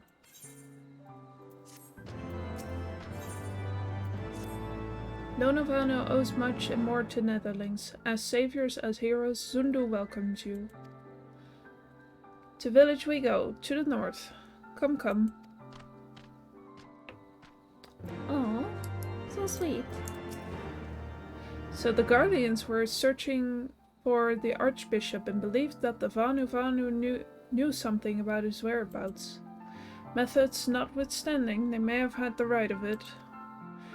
I conclude that we should accept Lonu Vanu's offer of hospitality and visit his village.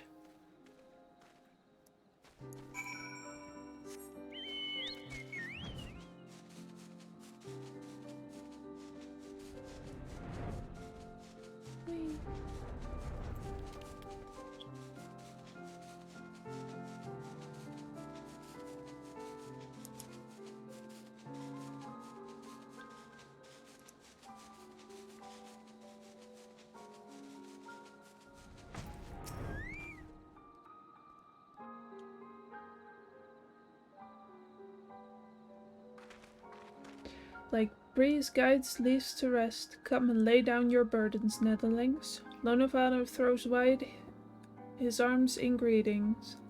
Behold, Oxundu.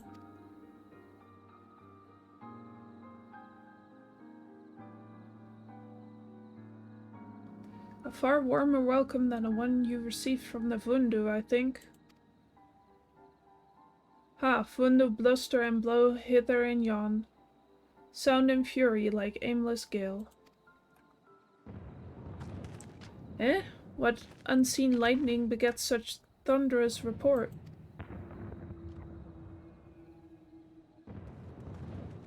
There you are. Did you see it? It's that damned flying whale again. The Imperials are after it. Where? The White?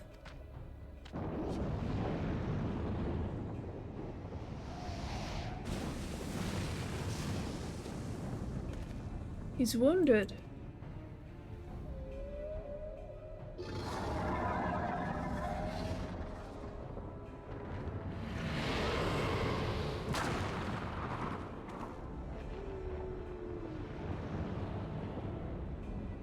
By the 12, did that beast just eat that island?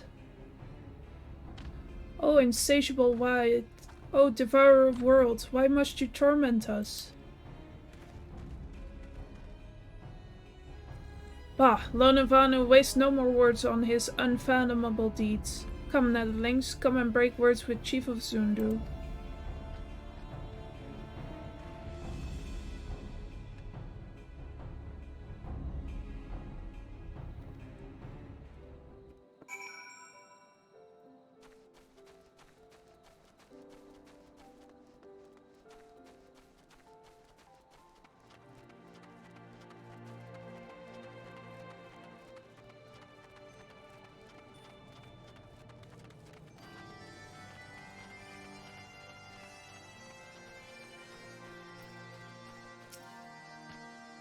With wisdom deep as nethers and eyes clear as cloudless blue, Lonu Vanu speaks for Zundu. Hearken to his words.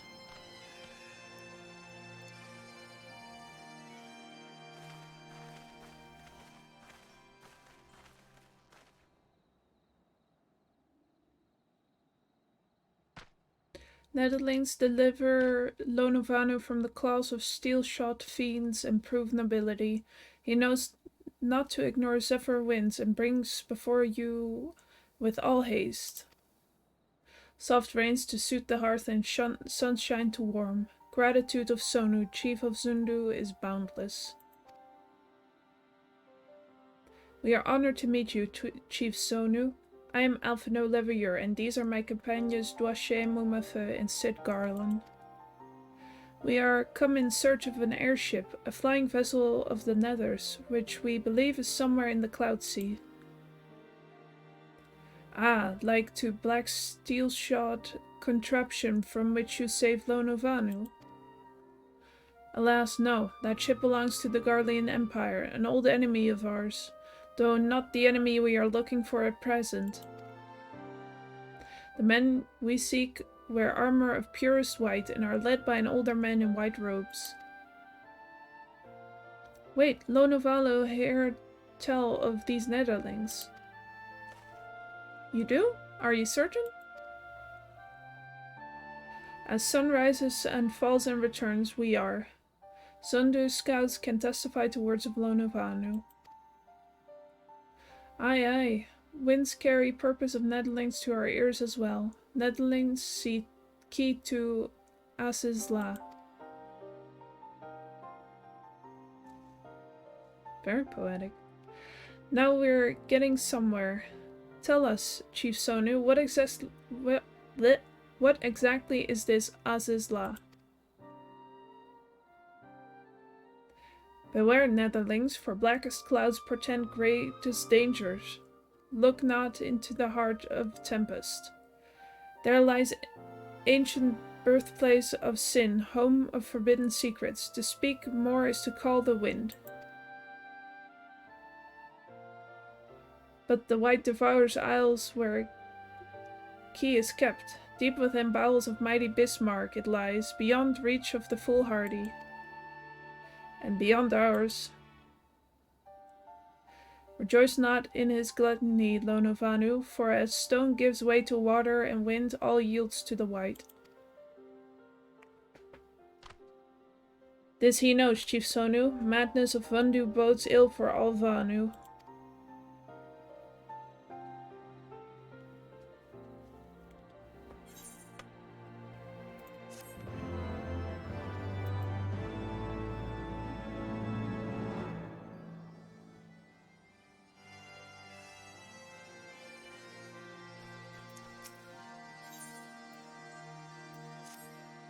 So Asisla is home to forbidden secrets, accessible only to the bearer of a key which the Archbishop covets. Much as I would like to believe it's safe within the belly of Bismarck, the Knights of the Heavensward wield primal powers. If we do not slay the whale and claim the key first, they surely will. Quite how we will go about it is another matter. As was the case in our battle with Leviathan, we are out of our element, and this time we have far fewer allies to call upon. Be that as it may, our customary approach still holds true. We must begin by learning more about the White. Let us question the resident of the village, and then regroup and share our findings anon.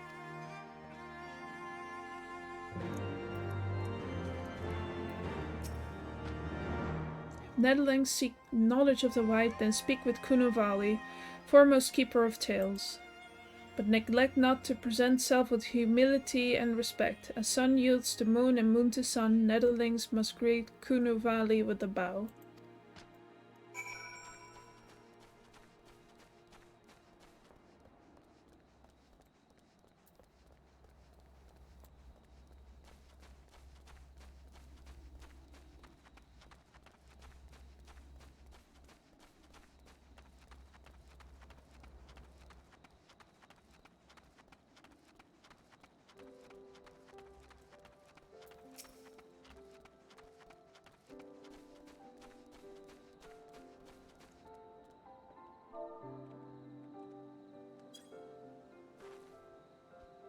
Little bow.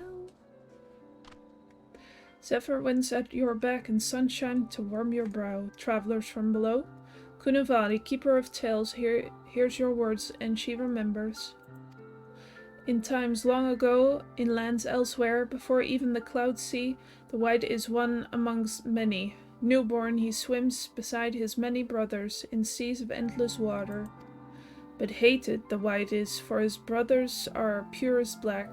So great is their contempt, their loathing, that they turn upon him and rend his flesh asunder. And so he falls, only to rise again, for merciful gods raise him to the heavens, and there he is reborn. The white still longs for the sea to which he cannot return, but in rebirth a splinter of the divine is shared, and so he opens his maw, from whence come the clouds, and a new sea is born, home to him alone. Content he gazes below, and sees others who are as he, hated and hunted. He weeps, and in his benevolence he raises up isles of earth, and guides these people to the cloud sea. Such is the tale of his rebirth, and the salvation of the Vanu. May it never be forgotten. But this demon which menaces the cloud sea, his rage is that of the Vandu, his hunger that of a wild beast. The isles are his gift to us, yet now he must consume them. Kunuvali knows no tales like this.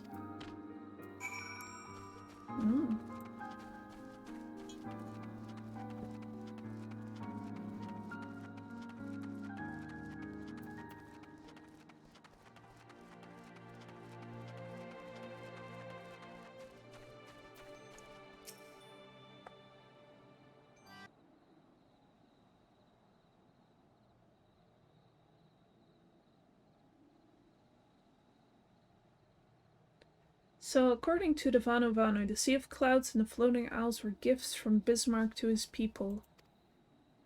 Gifts which he has taken to eating, yes. Technically within his rights, I suppose, if perhaps a little ungenerous. Gods, eh?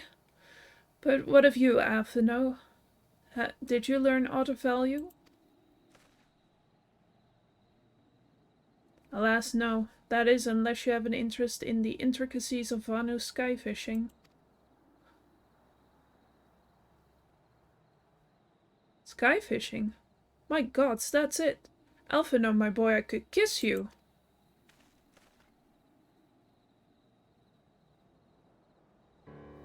From what we have observed, Bismarck is a creature of pure instinct, driven primarily by hunger. When wounded by the Imperials, it fled, but not before devouring another island to restore its strength. What I propose is this. We tow a suitably appetizing island through the Sea of Clouds, in essence fishing for our flying whale.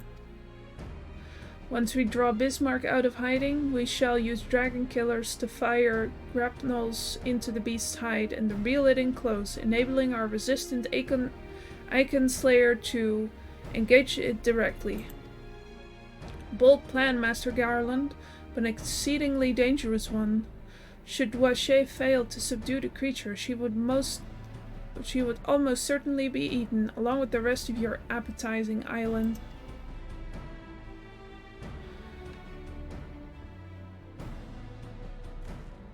Oh, she won't fail, and if anything does go wrong, I'll be at the helm of the Enterprise, ready to tow her out of trouble. I wouldn't entrust a task like this to anyone else.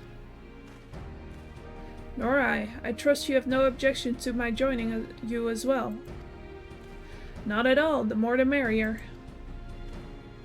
Right then. It seems the boys and I have a lot of work to do if the Enterprise is to be ready for our fishing trip, while you two need to find me some bait.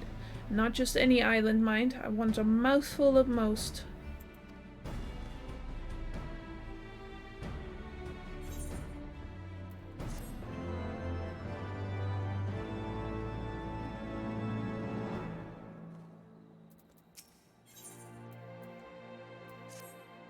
Well, you heard Sid. We need an island to bait the hook. By way of our first step, I propose we speak to Chief Sonu. If the Zundu are as concerned as Bismarck's If the Zundu are as concerned by Bismarck's behavior as they have given us to believe, they may well be supportive of our efforts to slay him.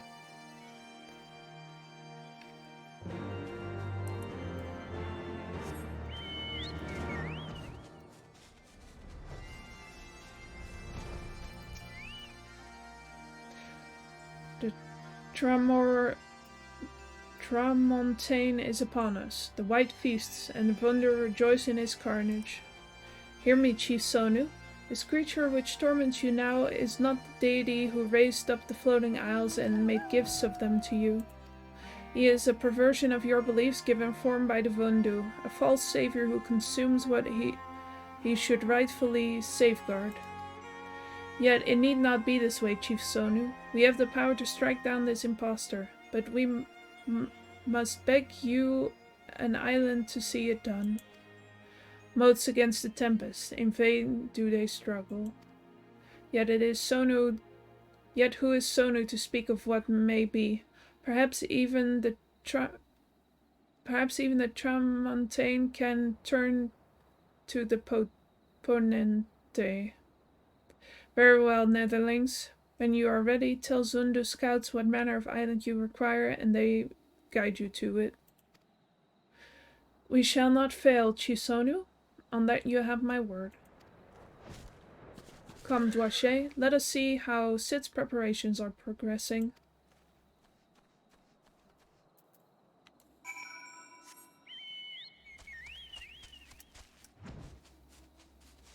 Whee!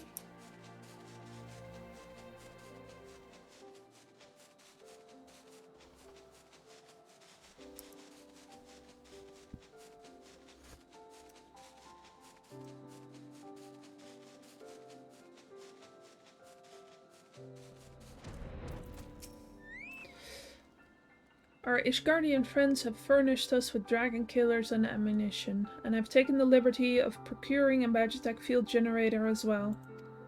Rest assured, we've changed the spare, every link forged by the manufacturer's master craftsmen.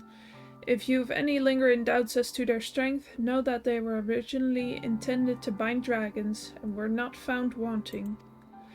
It pleases me to inform you that the Vanu Vanu have agreed to furnish us with an island of our choosing. Then all that remains is to confirm the readiness of the poor buggers who will actually be doing the fighting. Dwache, let Wedge know when your party is assembled. I probably shouldn't be telling you this, but I don't like this plan. I don't like it one little bit, but I can't help being excited all the same. So tell me, Dwache, are you ready to hunt the white whale? Yep. After you then, Dwache, all aboard. Alright. Well, let's not unsync this. Let's just do this as normal. Okay, less than 5 minutes. That shouldn't be too bad.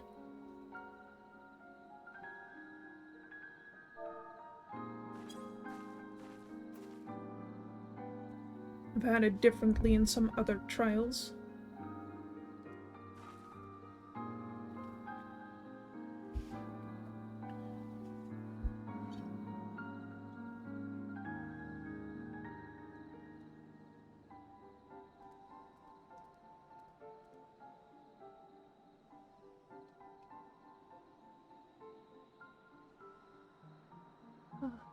The music here is so pretty.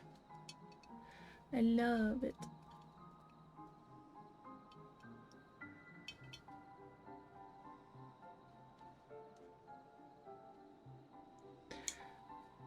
Yeah, say what you want about the story or whatever else, the character designs, but the music always slaps.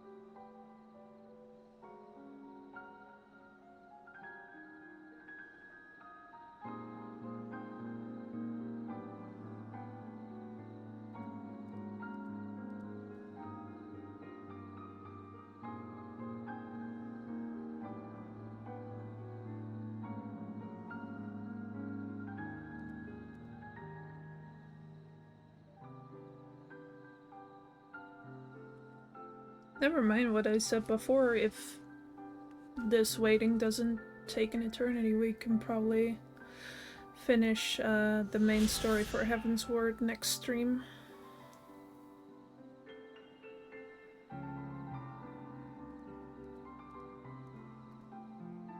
So that's exciting. But then we'll still have the patches between this and yeah. I know, right? Time flies when you're having fun.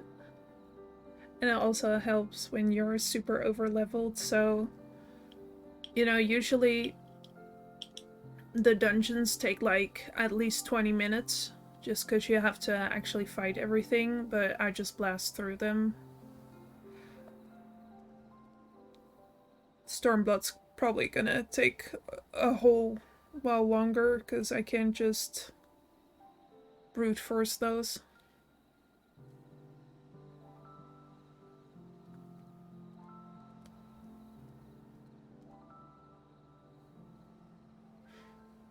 But yeah.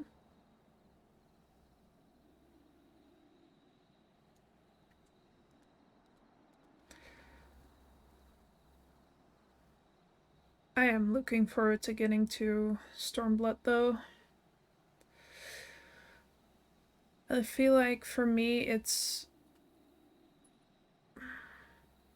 I don't know, I think Heavensward's story is better, but I feel like I enjoyed Stormblood more. But for me, like, the ranking of the expansions is probably Stormblood at the bottom, then Heavensward, then Shadowbringers, and then Endwalker at the top. But I don't know, I have a weakness for Stormblood.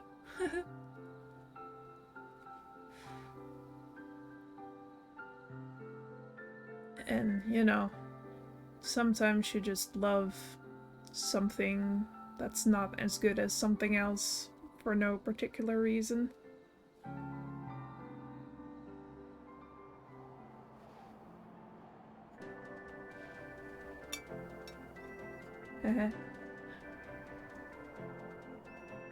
Sometimes you just gotta enjoy trash. I wouldn't say it's trash.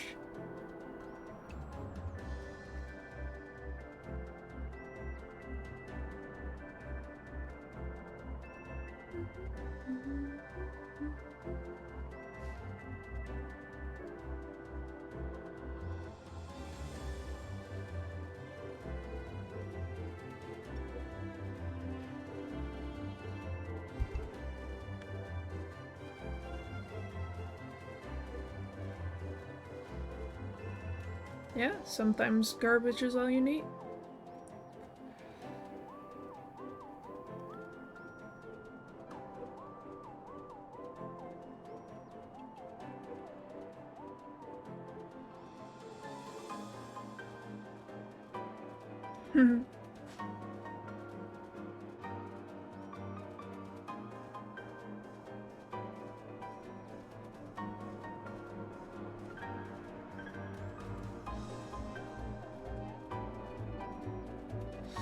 Yeah, I can't really think of anything in specific, but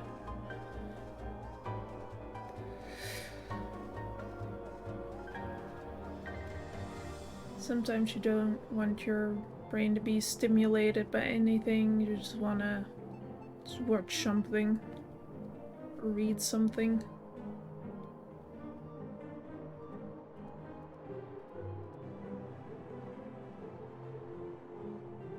Sometimes. Oh, I've never watched that. Oh.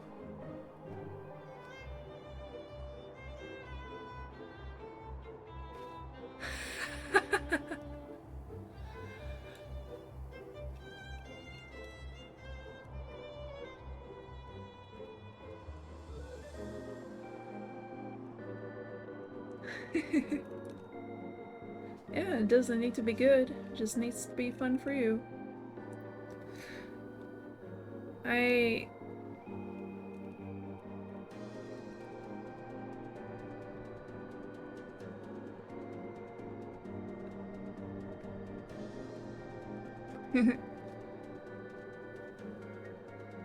Yeah, fair enough.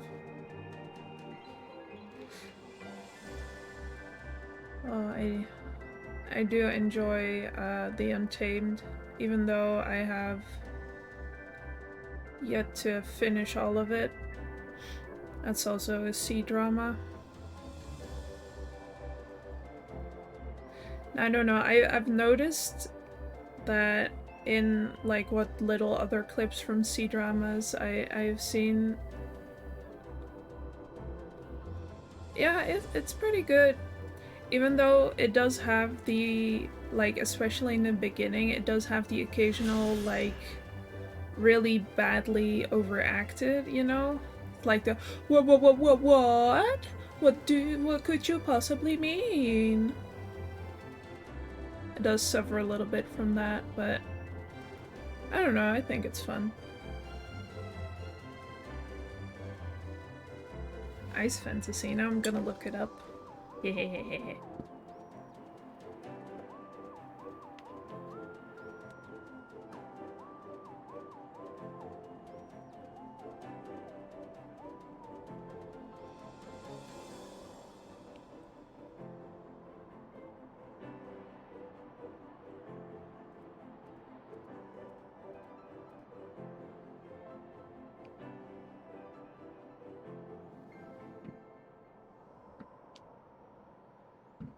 Oh, those are some fancy costumes.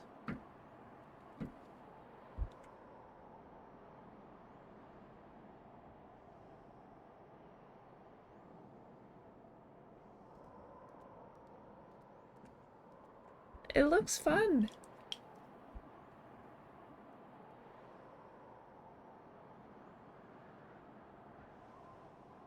Oh, I think I've seen this before. Like pictures of these characters. I don't know if it's on Netflix, but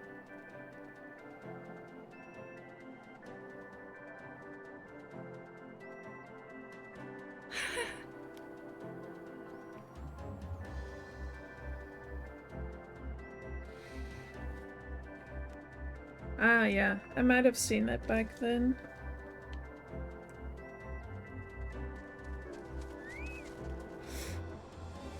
Oh man, this bench isn't hurrying up, is it? I'm just gonna quickly see if I can switch over to healer and maybe get a quicker queue with that. So I don't want to spend an eternity waiting.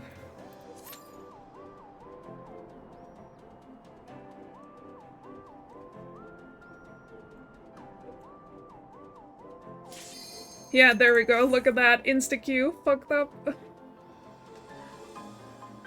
Sorry if I just got loud. I don't know what's going on with my mic.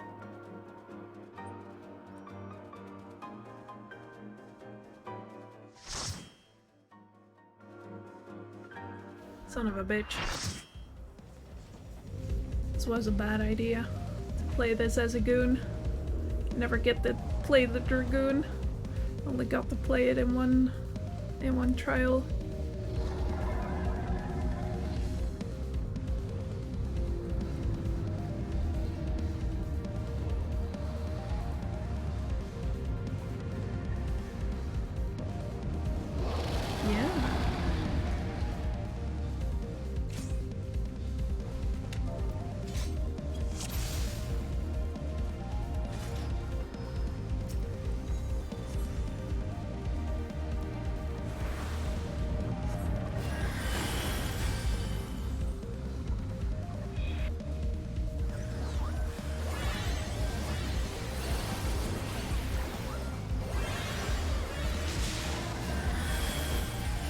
We have a scholar in the party.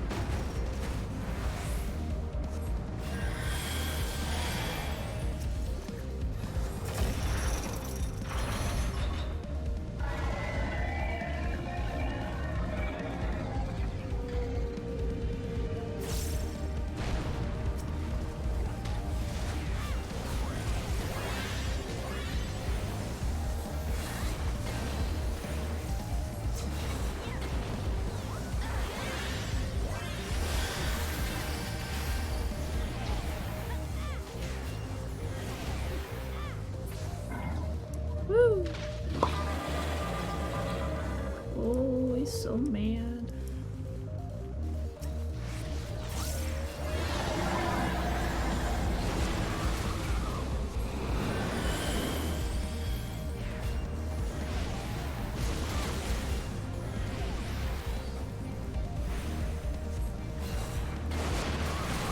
No, no, no, no, no, no, no.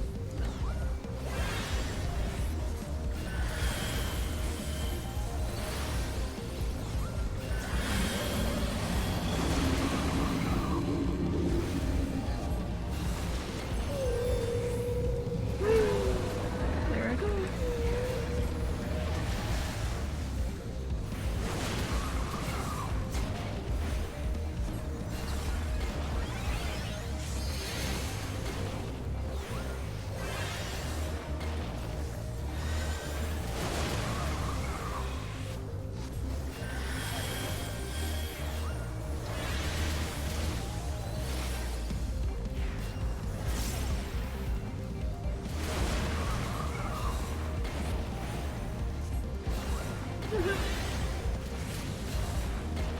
There they go.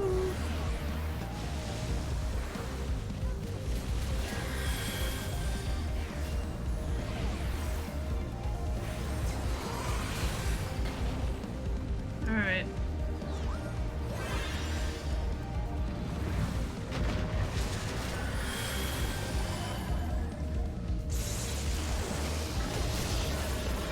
He's so mad at us.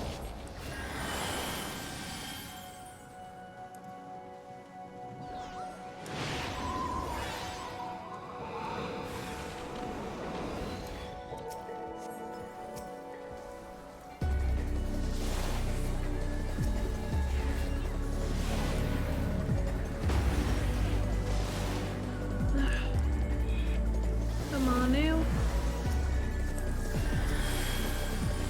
I like how one of our tanks is called Pikachu.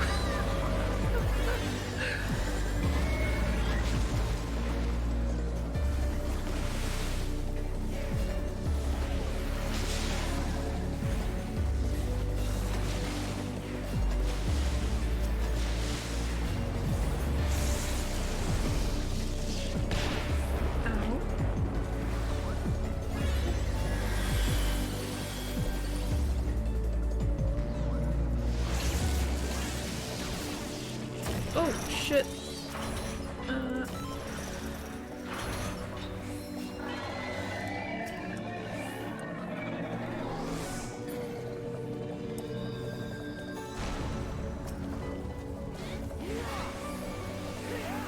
Oh, that's topical.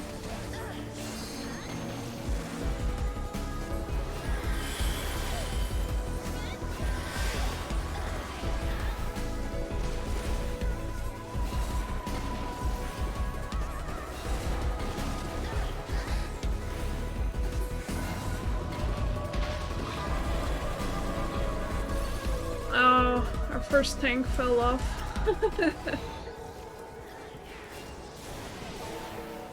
There's no reason to be done.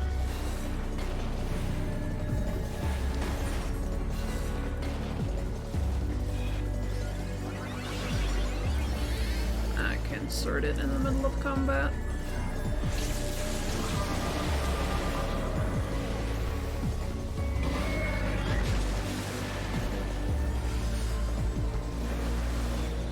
Yep.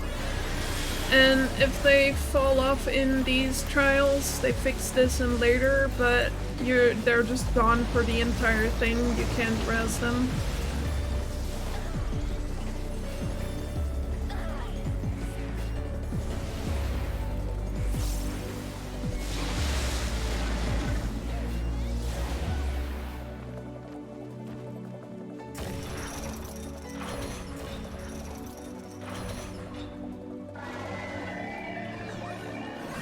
So fucked up.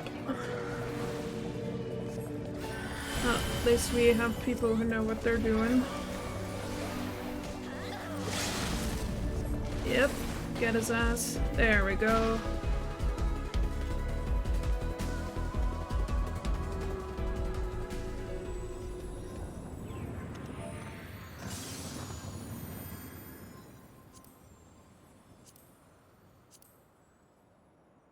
Yahoo!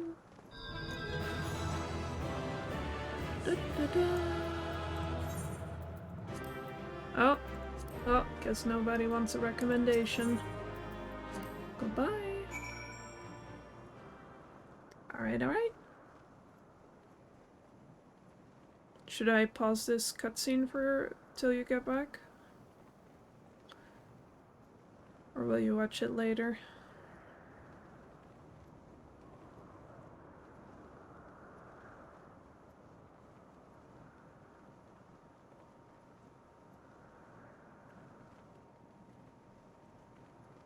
I guess you can watch it later. If it loads, please.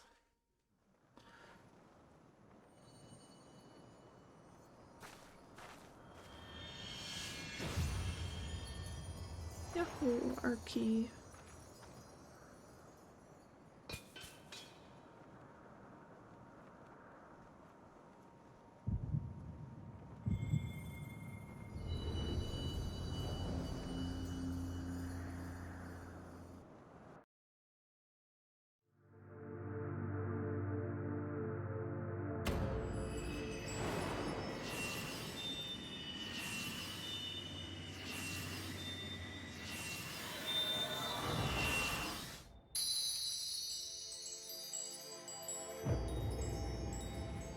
Warrior light, beloved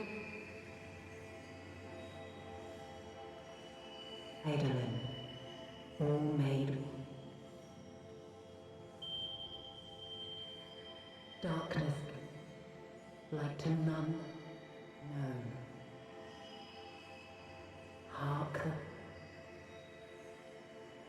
receive a blessing small.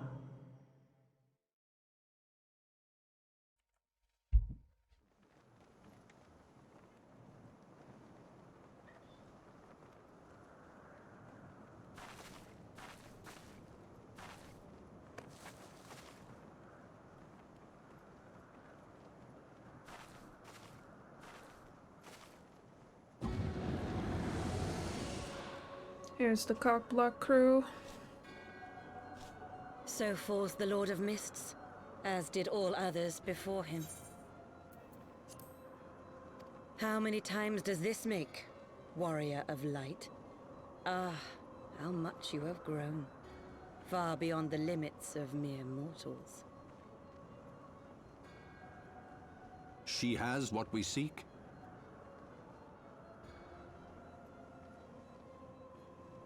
That she does. The key to Azizla and the secrets of Alag.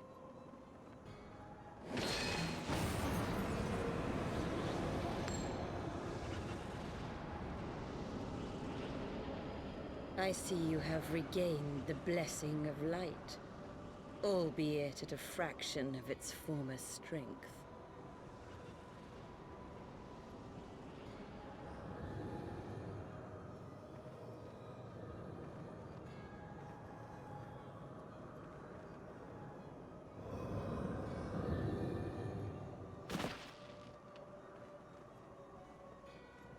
My thanks to you, Asian. And to you as well, Warrior of Light, for saving us the effort of slaying Bismarck.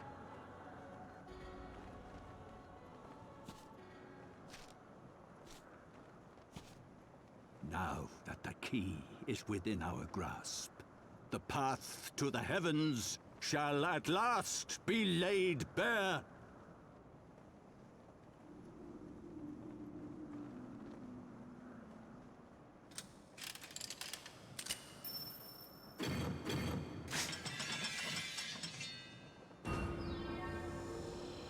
Welcome back! Yeah, Team Cockblock just got here to steal our key. Fuckers.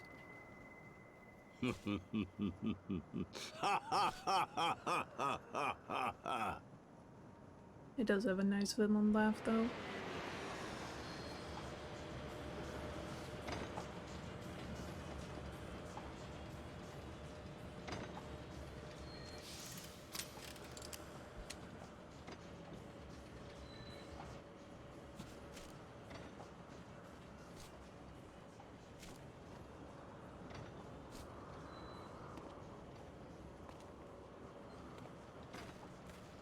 Hi, Iggy. By our deeds shall the wrongs of antiquity be righted, and man reclaim the reins of history.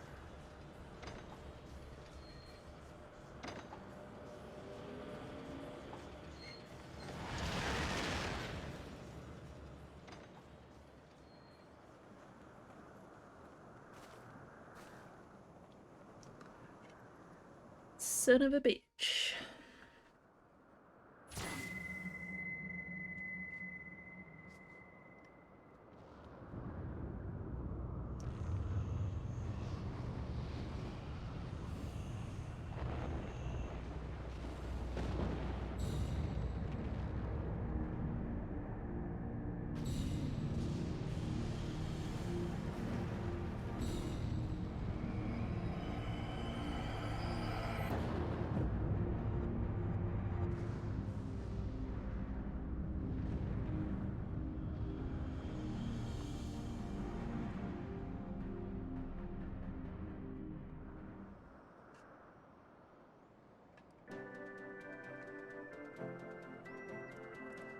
Alright.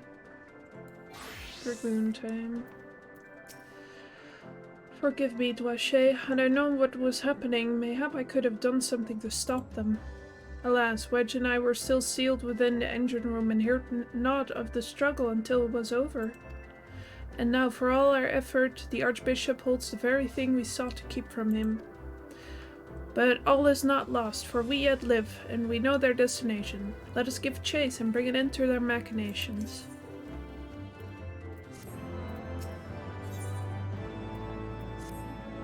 Though we failed to secure the key, we must not forget that we succeeded in ridding the realm of another primal, and prevented the Vanu's lands from being consumed in so doing. The Zundu, at least, shall be glad of our deeds this day.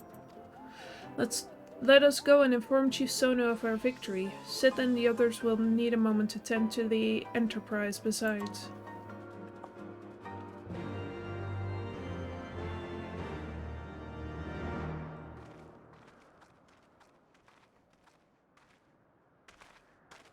Wait, something is amiss.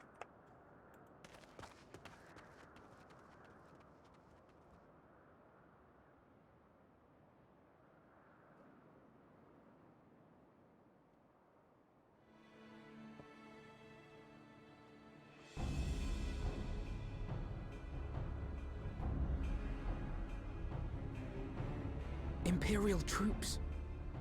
And they have already secured the area.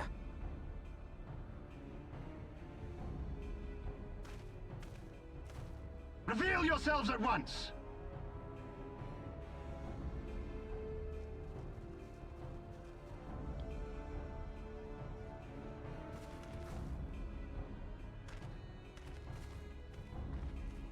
Okay.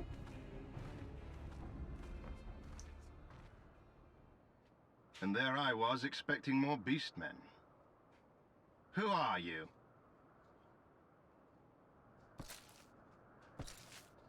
I thought Ishgardians responsible for the disappearance of our scouts, but I see now that I was mistaken.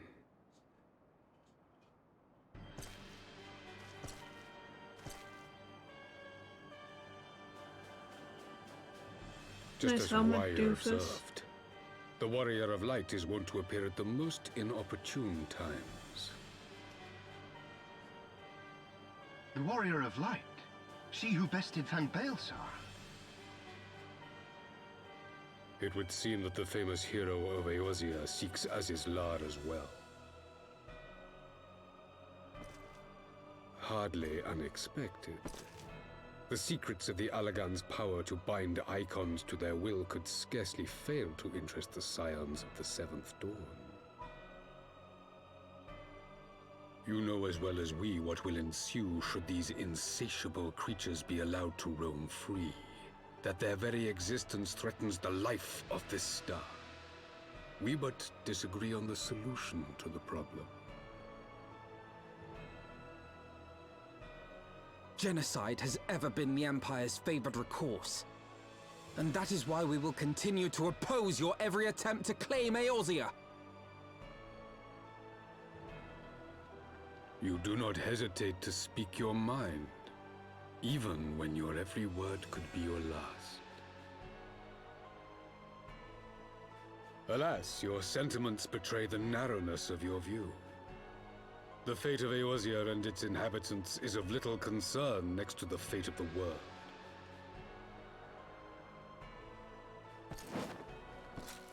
Tis my solemn charge as Emperor to bring the Icons to heel. If this requires the extermination of certain elements, then so be it.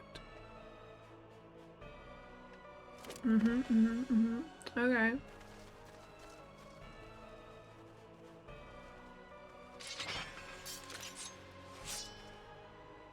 No, don't! They are not his thralls!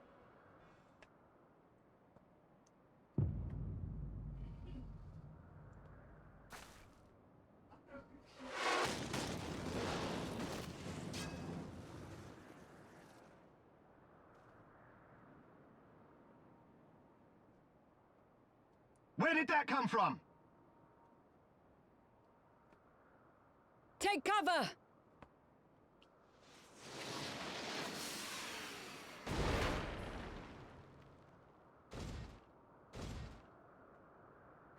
Your Radiance, we must withdraw.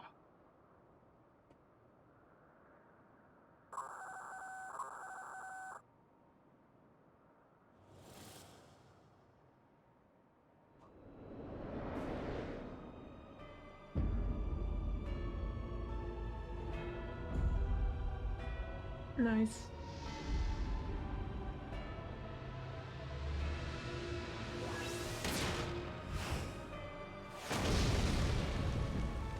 We shall meet again, warrior of light. On that you have my word.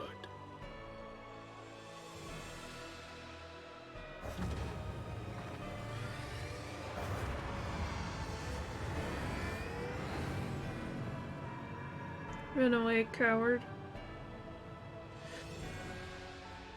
So Garlemald too has designs on Azisla.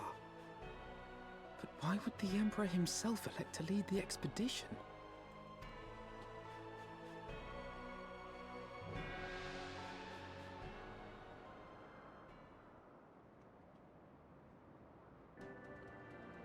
I kind of forgot that he shows up this early. That's kind of funny. Never in my wildest dreams did I think I would stand less than 20 paces from the Emperor of Garlemald, Varus Sos Galvus in the flesh. I assume the commander that accompanied him must be the legatus of whom the centurion spoke. Ah, forgive me. This is neither the time nor the place for such idle speculation. Pray return to the Enterprise at once. It occurs to me that our friends may have run afoul of Imperial forces as well. I have yet to apprise Chief Sonu of all that occurred, but once I have, we will rejoin you at the airship.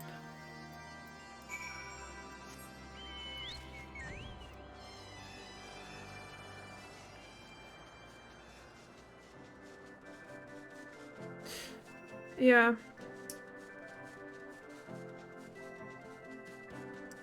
So the Guardians are like, these people keep summoning primals.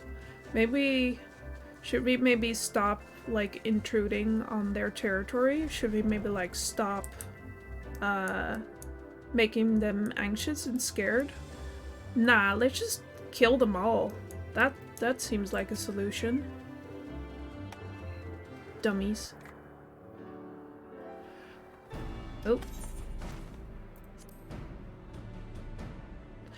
Thank the 12 you're alive, Dwashe. When the battleship appeared and fired on the village, we feared the game was up for you and Alphino. What in the seven hells happened out there?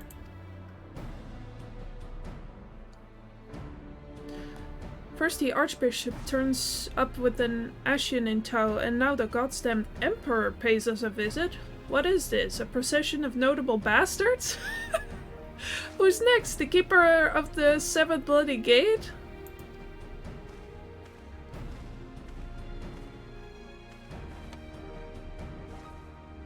No one so notable, Master Garland. I'm happy to report that the Sondu were overjoyed to learn of Bismarck's demise.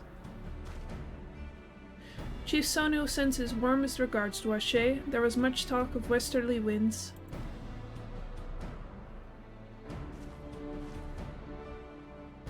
Miraculously, none suffered lasting harm during the raid. It would seem the Zundu were taken entirely unawares and wisely chose to offer no resistance. I sense they have no more to fear from the Empire, for the present at least. Had the Emperor truly been intent on their extermination, Oxundu would already have been leveled. Plainly, Varus is only interested in reaching Azizla. Speaking of which, if you are all ready to continue to chase the Enterprises as well, shall we? Yo, let's go.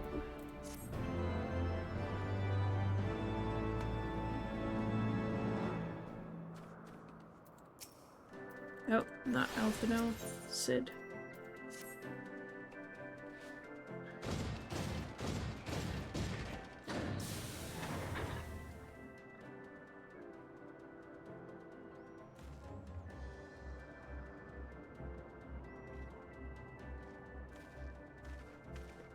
Lest you wonder, Wedge was able to calculate the heading indicated by the beam of light emitted by the key. If Azizla lights in that direction, we'll find it. The Soleil may have a lead on us, but she's no Enterprise. We'll catch them, you'll see.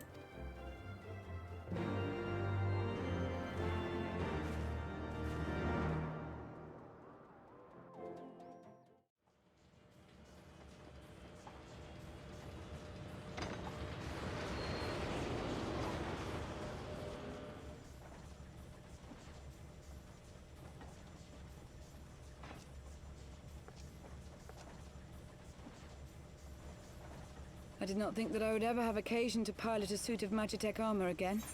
Least of all under these circumstances.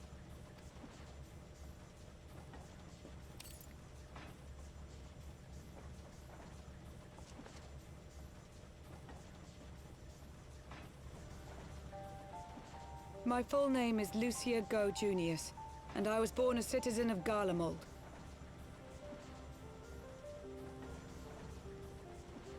Ah, that explains it. When we first met in Ishgard, I very nearly called you Livia. Livia?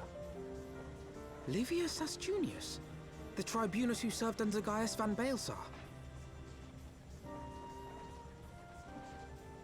Aye, she was my sister, though we spent little time together. After our parents were killed in an uprising, we were sent to live in different households, setting us on separate paths. Livia felt at home on the battlefield and chose to become a soldier, while I underwent training to become a spy. Then, Ishgard was... my mission. It was believed that Allagan relics of great worth were stored in the vault, and I was sent to investigate. Though I was given little information at the time, I now suspect I was searching for the key we but recently lost. And then I met Sir Emeric.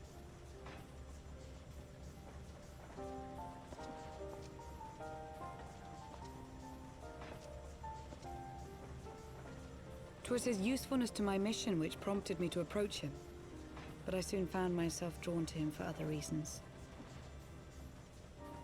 He too was a prisoner of his past, judged for his heritage as a bastard son of the Archbishop.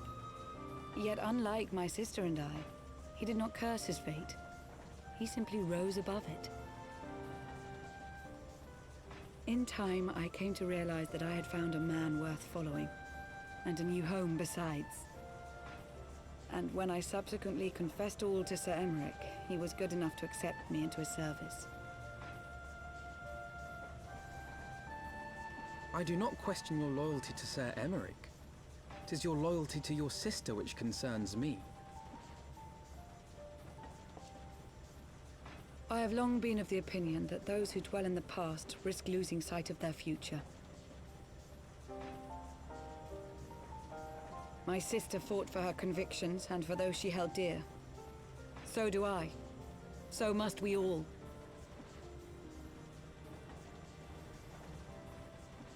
Well, I, for one, am happy to welcome a fellow Garlean to our merry band. Especially one who can make Magitech armor sing.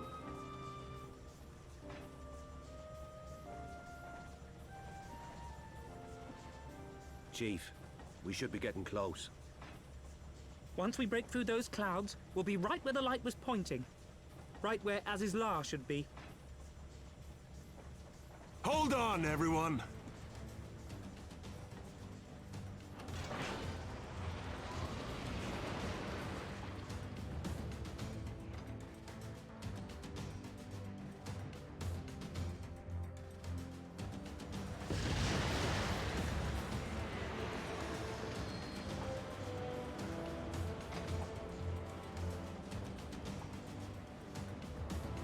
Look!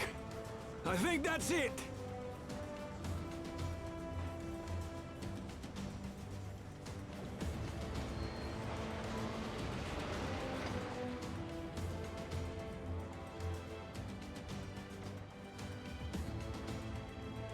Chief, is that... Alagon? Aye. There's no mistaking their handiwork.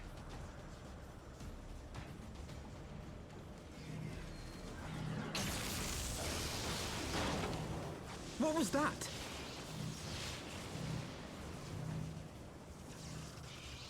Some sort of barrier.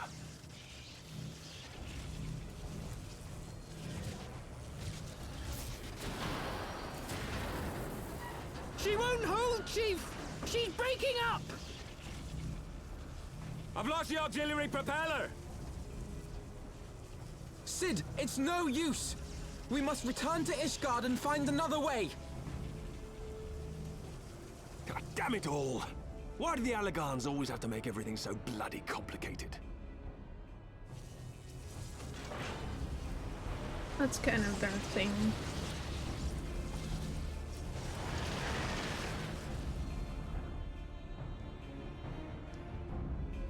Yeah, the Elegants are kind of like a precursor society. And we barely finished repairing the damage incurred in our skyfishing trip. On the other hand, any landing you can walk away from, as they say. Can only presume the Soleil passed through the barrier unscathed. That would certainly explain why the Vanu called it a key.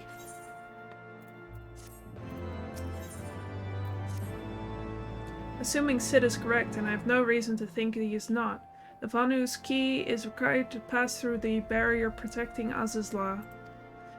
But even without it, we must find a way to reach the Isle. I shall have everyone convene at the seat of the Lord Commander, that we might discuss how best to proceed. As before, make yourself known to the guardsman when you arrive, and he will show you in.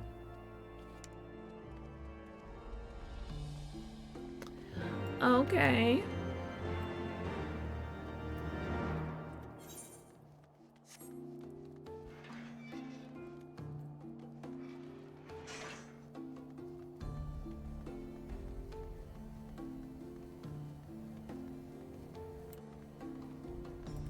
We've been going for a while, but I just kind of want to push through these last couple of missions before we switch over to something entirely different, story-wise.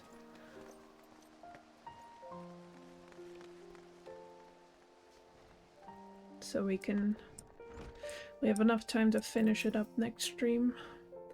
Ah, you are returned. Sir Emmerich and the others await you within.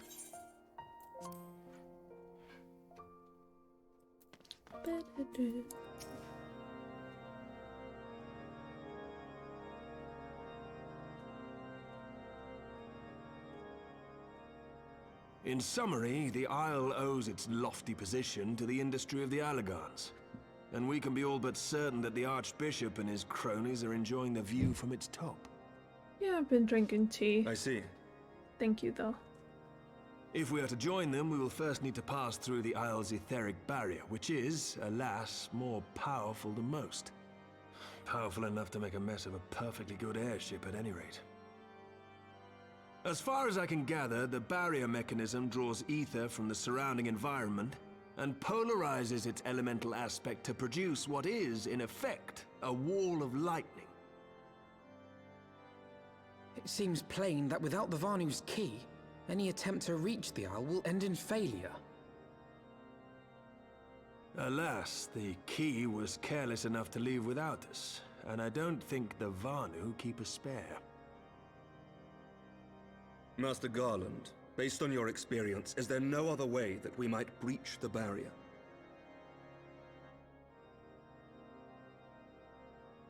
Well, in the past, we've beaten similar barriers by nullifying them with elemental converters.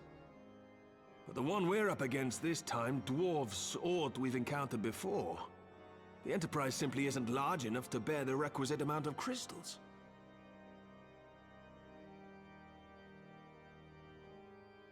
I'm reminded of the quantity needed to nullify Leviathan's command of the sea. A veritable mountain of crystals that could only be borne by lashing 2 galleons together to form a twin vessel, scarcely able to propel itself, much less fly.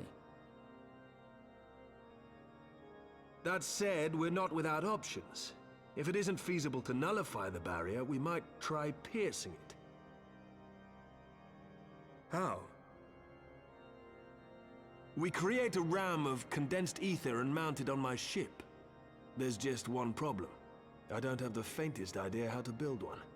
It's going to take a true authority in the field, I reckon. Would that the Archons were still with us. But yesterday evening, I chanced to find Mistress Tataru in unusually high spirits. Assuming I understood her excited ramblings correctly, she has acquired a clue, pointing to the whereabouts of one such individual. An Archon? Truly? Ha! Fortune favors the righteous, eh? Well then, let's not waste any time. While you go and look for our missing friend, I'll work on modifying the Enterprise. Her hull will need reinforcing to bear the punishment, not to mention a mount for the ram. Just you wait, my pretty. By the time I'm finished, you'll be an airship reborn.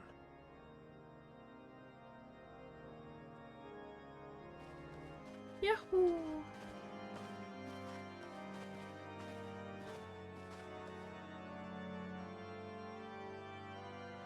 Yeah, Tataru did a good job.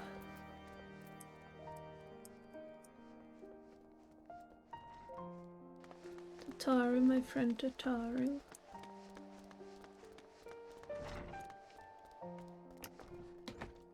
Bonk. Welcome back, Dwache. How goes the mission? Did you manage to catch up with the Archbishop and his cronies?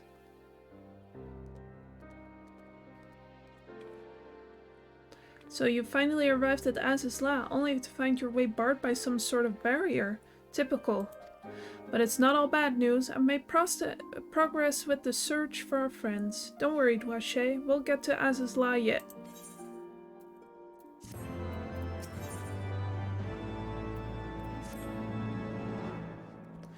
When you fled the victory feast, you used the ancient watercourse beneath the city, right?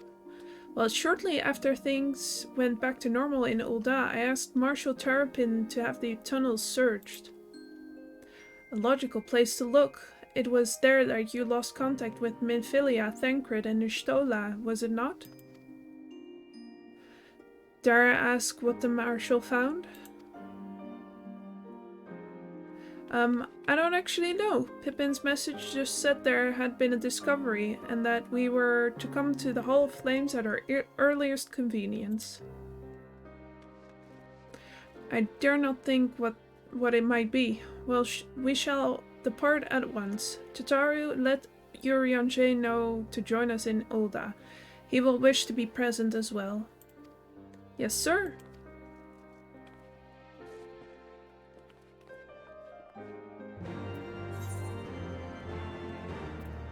Do I still have a...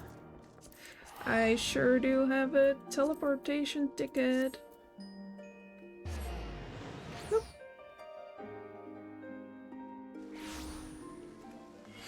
There we go.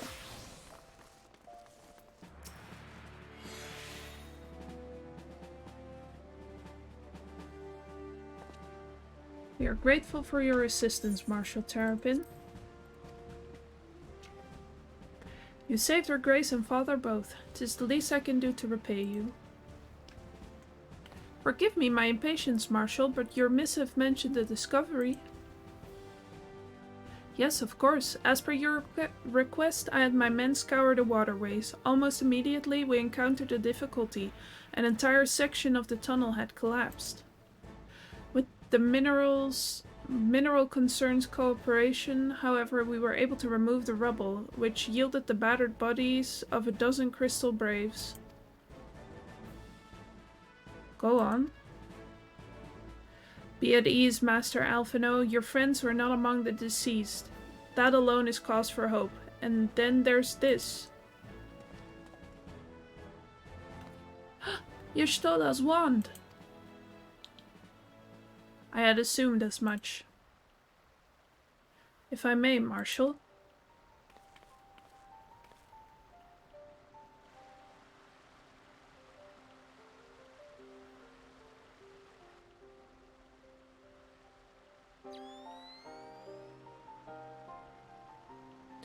"'Tis as I did surmise, judging by the etheric imprint that lingereth yet upon this wand, it hath assuredly been employed in the casting of a most uncommon magic." Namely? The very first that man did conceive to traverse great distances, and the ancient precursor to all methods of travel that utilize a life stream, flow. The spell entailed the reduction of corporeal form into its constituent ether, that the caster might enter the life stream and ride its currents thereby. Unlike the teleportation magic of modern times, it required not a lengthy incantation. That Y'shtola should choose to employ such a spell bespeaketh the need for haste. All of which would suggest she managed to escape. Would that it were so simple. Know that the scholars of Charlian forbade the use of this spell, and with good reason. The caster had but limited control over its course. For every mage who came safe unto his destination, another would be set adrift in the life stream, never to emerge. What? No, you can't mean... Be not downcast, my friends, for there is yet hope. 'Tis like that Y'shtola's passage had left traces in the lime stream. Could we but follow these from the point at which the magic was invoked, we may yet find her. To the Sildia excavation site, then. Our thanks for your aid, Marshal. Do not mention it. I shall pray for Lady Y'shtola's safe return.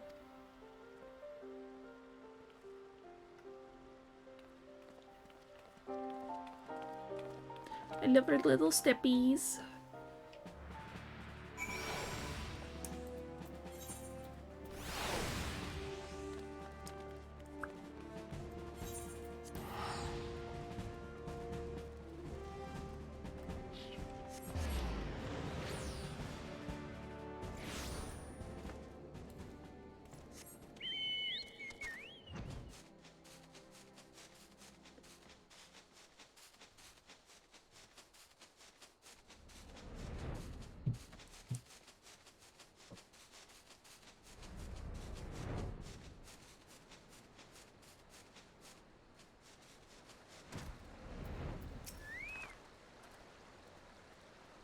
Evidence of Y'shtola's passage will have been made faint by time, but mayhap some few scant traces yet remain to guide our steps.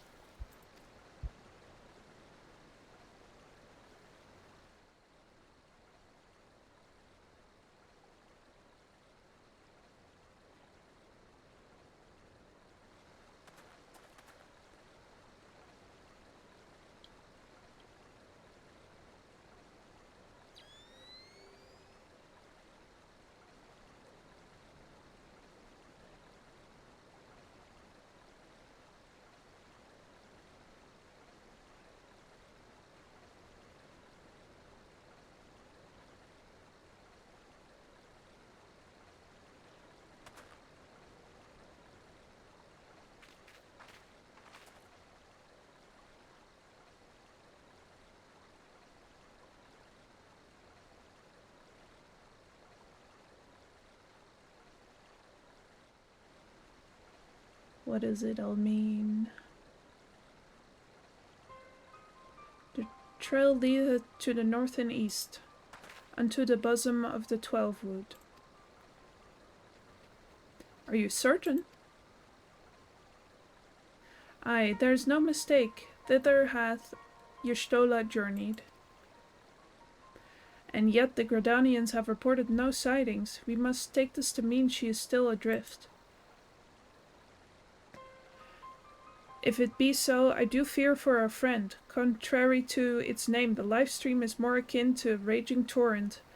Linger overlong in the midst of this maelstrom, and the ether that formeth one's soul shall surely be scattered, never to be reformed.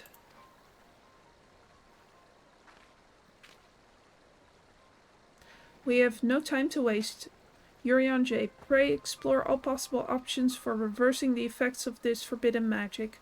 Dwache, Tataru, we three shall press on to Gridania and petition the Elder Seatseer's aid.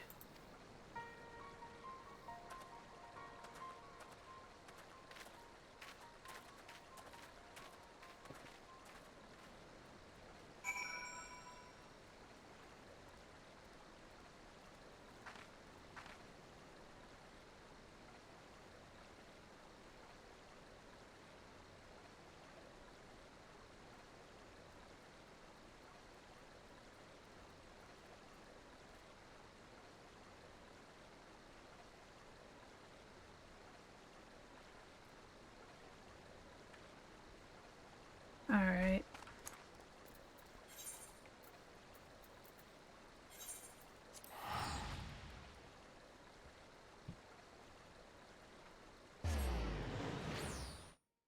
Apparently my cat is into eating sponges now.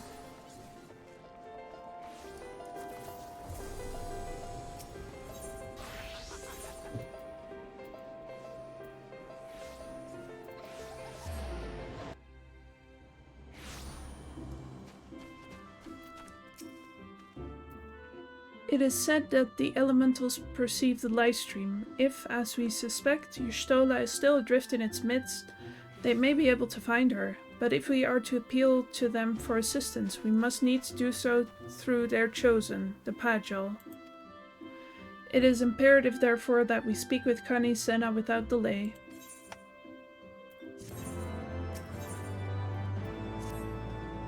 I have already requested an audience with the Elder Seatseer. She will receive us in the Lotus Stand presently. We need but speak with the conjurer yonder to be admitted.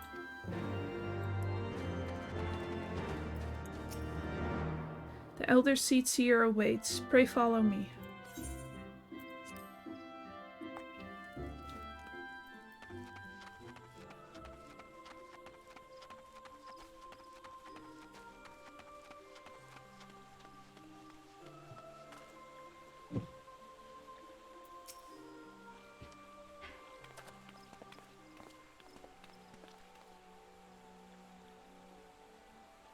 Be welcome, my friends, and speak freely.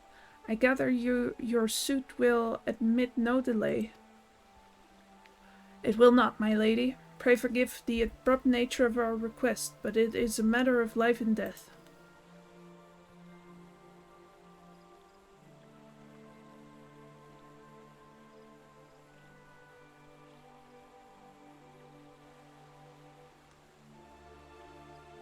I see. As you say, we must needs act swiftly if we are to free Y'shtola from the ungentle pull of the live stream. And, as you have surmised, we cannot do this unaided. However,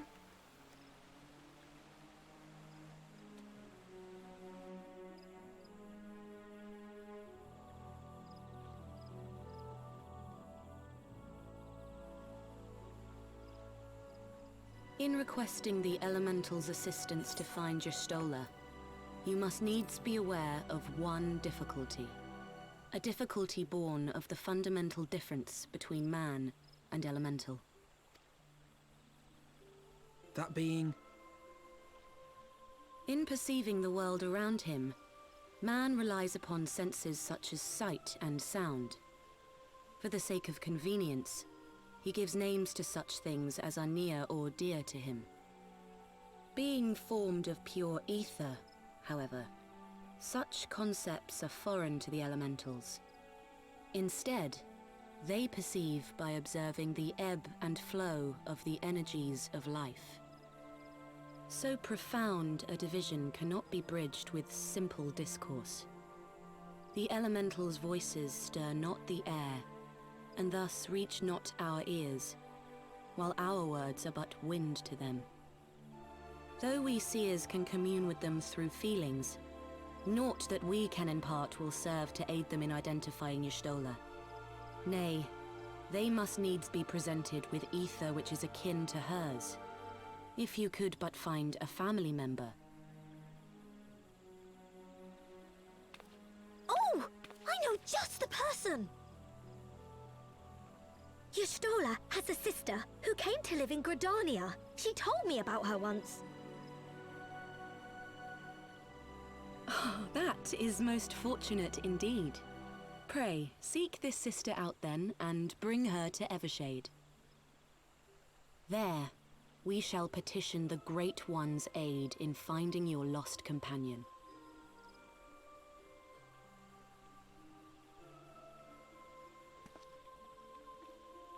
And convenient.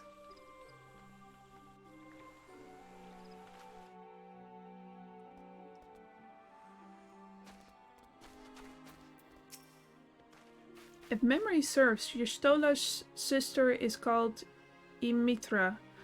Oh, you know her, do you? Well then, that ought to make things easier. Anyway, she spends most of her time around Upkalu Falls, from what I recall. Let's look for her there.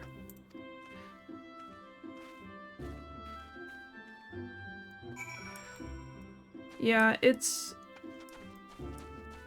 I could call it bullshit, but then again, her sister has been the trainer companion, or not trainer companion, like the trainer for one of the classes since the release of the game, I guess. So it makes sense that she's here.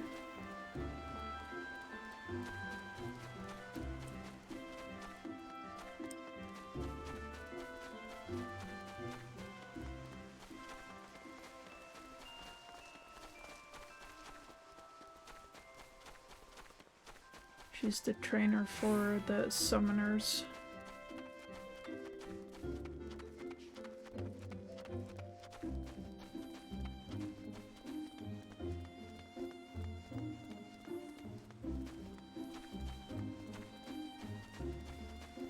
There she is.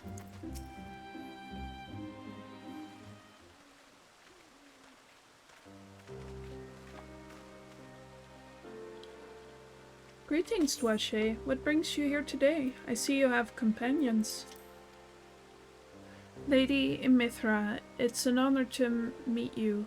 My name is Elfino Levier, and this is Tataru Taru.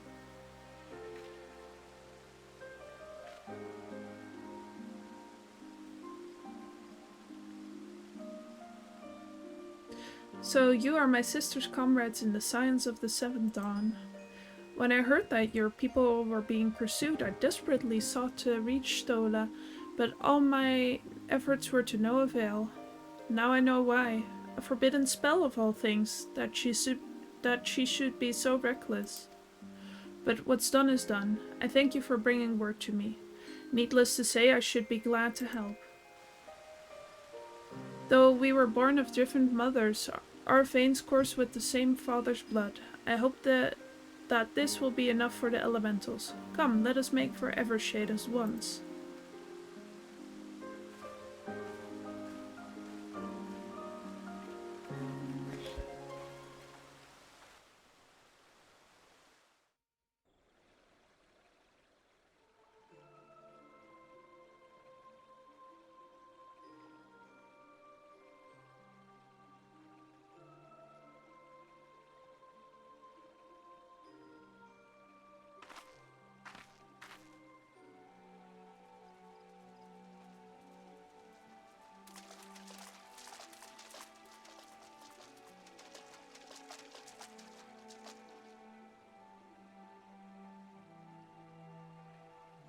Let us begin. Raya O, Arun, if you would.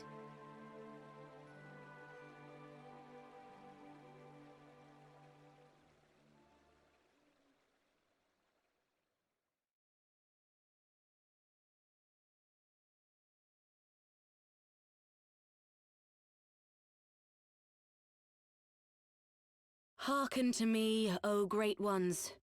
Pray give yourselves to the life stream, a drifting soul to find.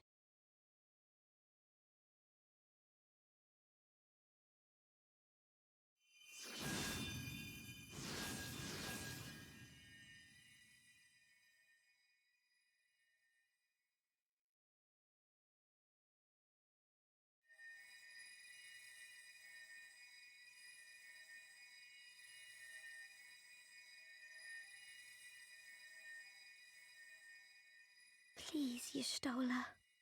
Please come back to us.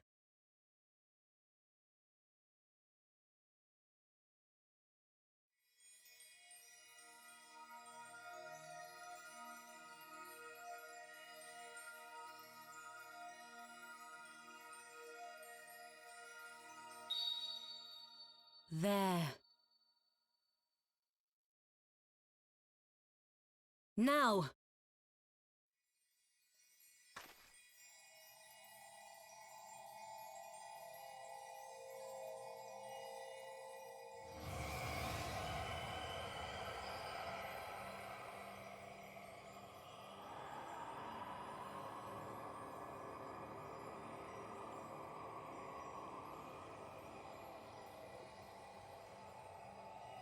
There she is.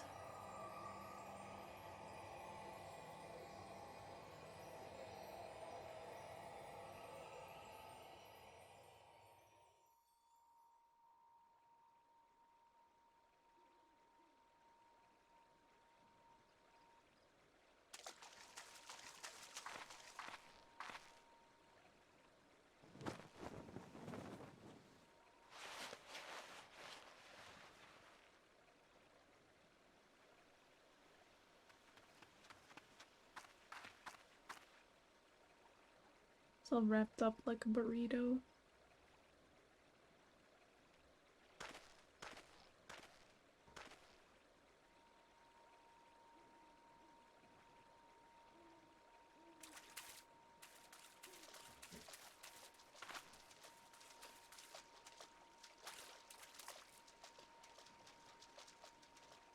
A room has been readied at the roost. Pray, bear her thither at once.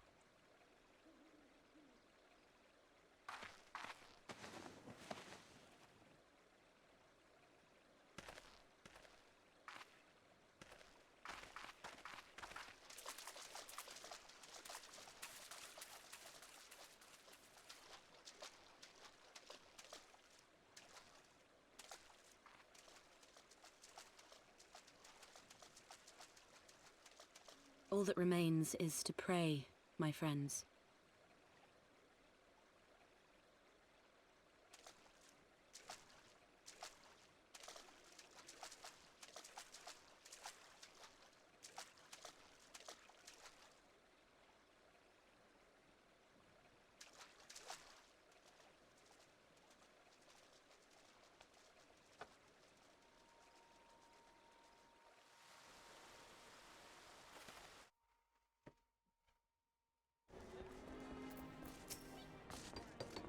Oh, Y'shtola. Just seeing her face again, Oh, I've been so worried.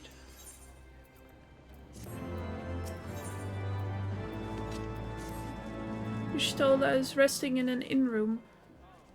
Though she is still unconscious, the signs are positive.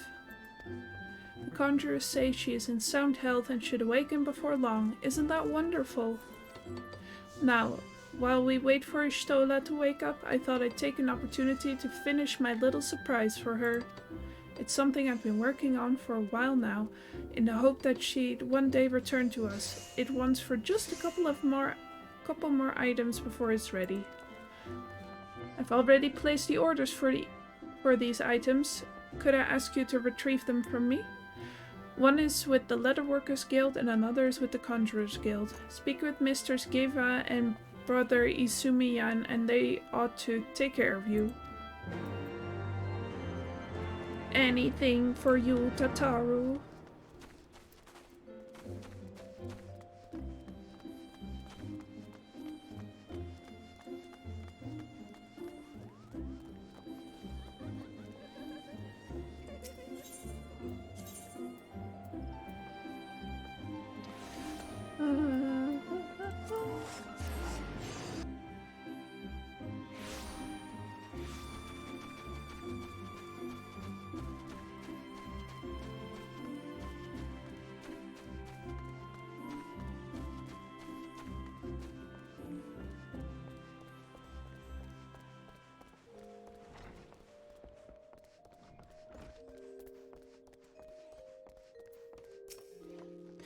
Well, if it isn't Duashe, looking for some hides to tan, mayhap? Here to retrieve an order from Mr. Stataru, you say? You've come at a good time. I finished it but moments ago. It was no small coup to working it to her specifications, but I did nonetheless. Payment has already been settled. However did that girl come by the chimerical hide anyway? You need either balls of steel or a bottomless coin purse, and it seemed to me she had neither. Yeah, the holiday decorations. It's so nice.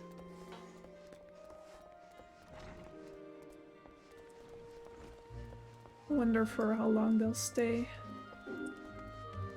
Probably till the end of the year. Or next reset, more likely.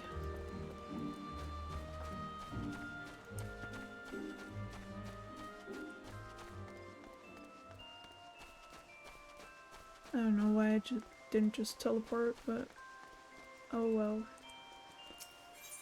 Let's go the last bit of the way there.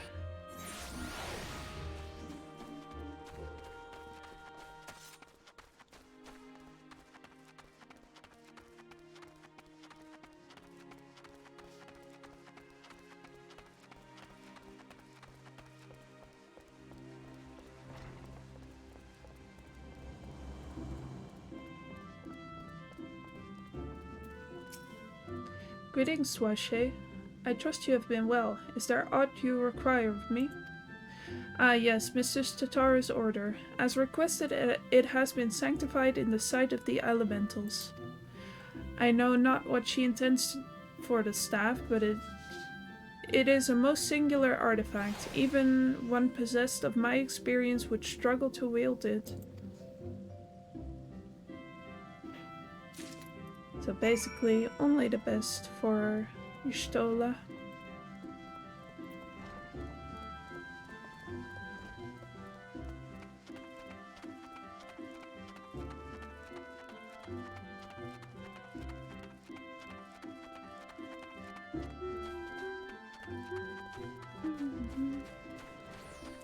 Yeah, this is gonna be the last mission. I think we're gonna have another cutscene and then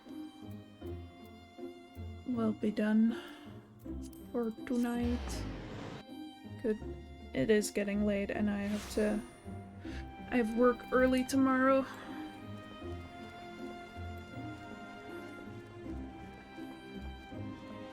Well, only for half a day, so it's not too bad.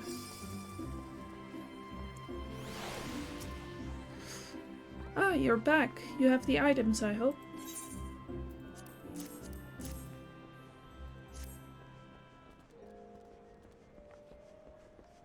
Oh, it's precisely as I requested. A perfect match for the other pieces. Truly, Geva is a master among masters. And the staff completes the surprise. Thank you so much, Duashe. Hee hee, I can't wait to see what Y'shtola thinks of the surprise. Lest you wonder, she's doing very well, and the conjurers have left her in her sister's care. Let's go and pay him a visit, shall we?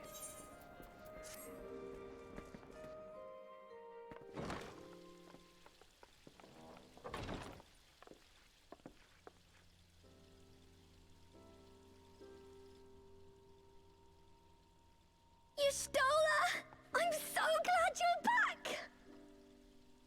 Tataru.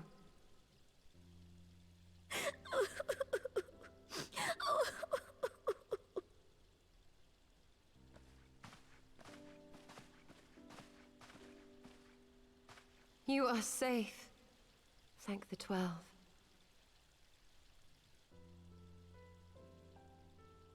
Something has changed about you, Alphino. Or mayhap the change is with me. I seem to sense the ether around me more keenly than before. I am pleased to see you well again. Do you feel strong enough to talk?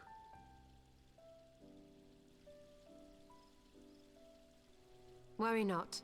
I am well enough.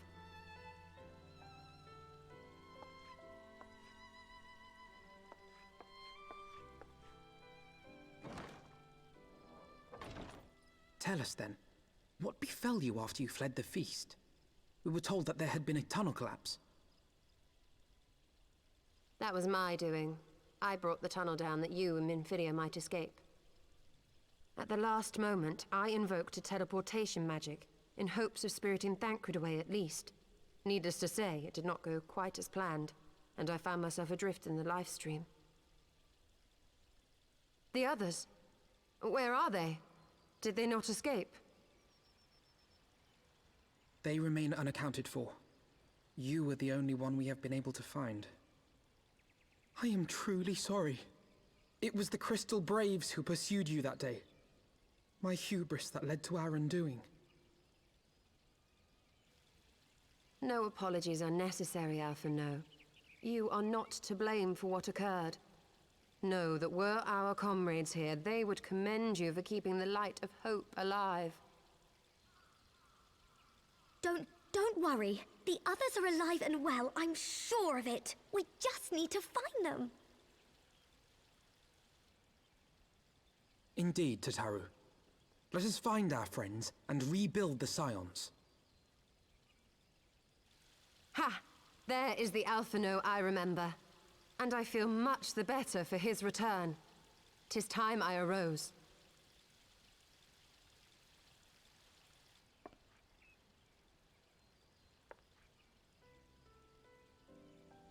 That reminds me! I have a change of clothes for you! I don't like to boast, but I made them myself. I learned how to weave while we're in Ishgard, you see?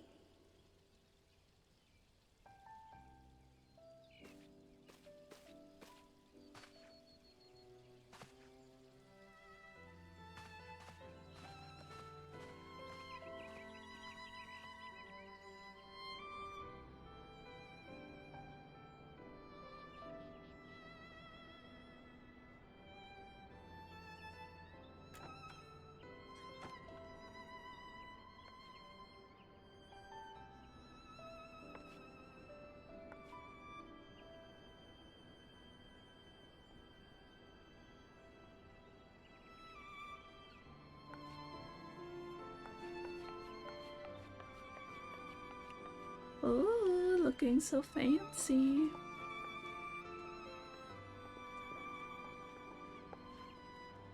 Tataru has apprised me of all that took place in the aftermath of the assassination plot. It would seem I have been away for some while.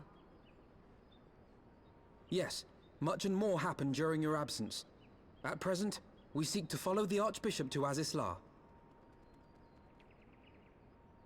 And you want for some manner of etheric ram to pierce the floating isle's protective barrier? We do. Might you be able to furnish us with one? It's very pretty. A means to prise open a hole in an Allagan barrier.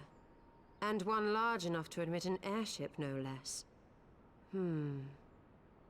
Nay, I lack the knowledge to devise such a weapon.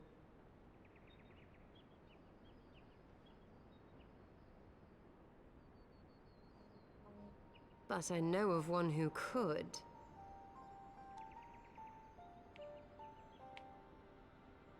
A leading figure in the field of etheric research, and one of the finest scholars ever to grace Sharlayan. Matoya, my former master.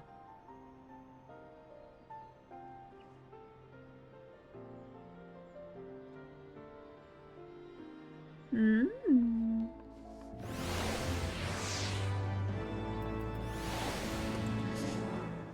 Alright. And that is where we're gonna leave it off on tonight. Which I think is a nice breaking off point.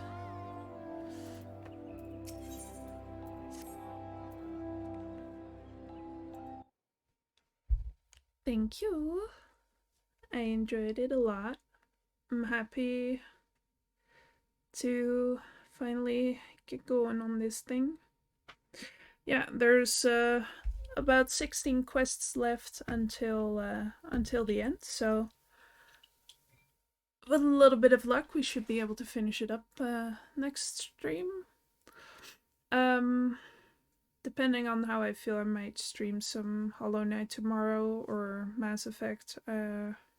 I don't know yet. I have been enjoying Hollow Knight a lot today as well, so I don't know yet. We will see. We will see. I will let you know. And I will see you next time. Goodbye, goodbye.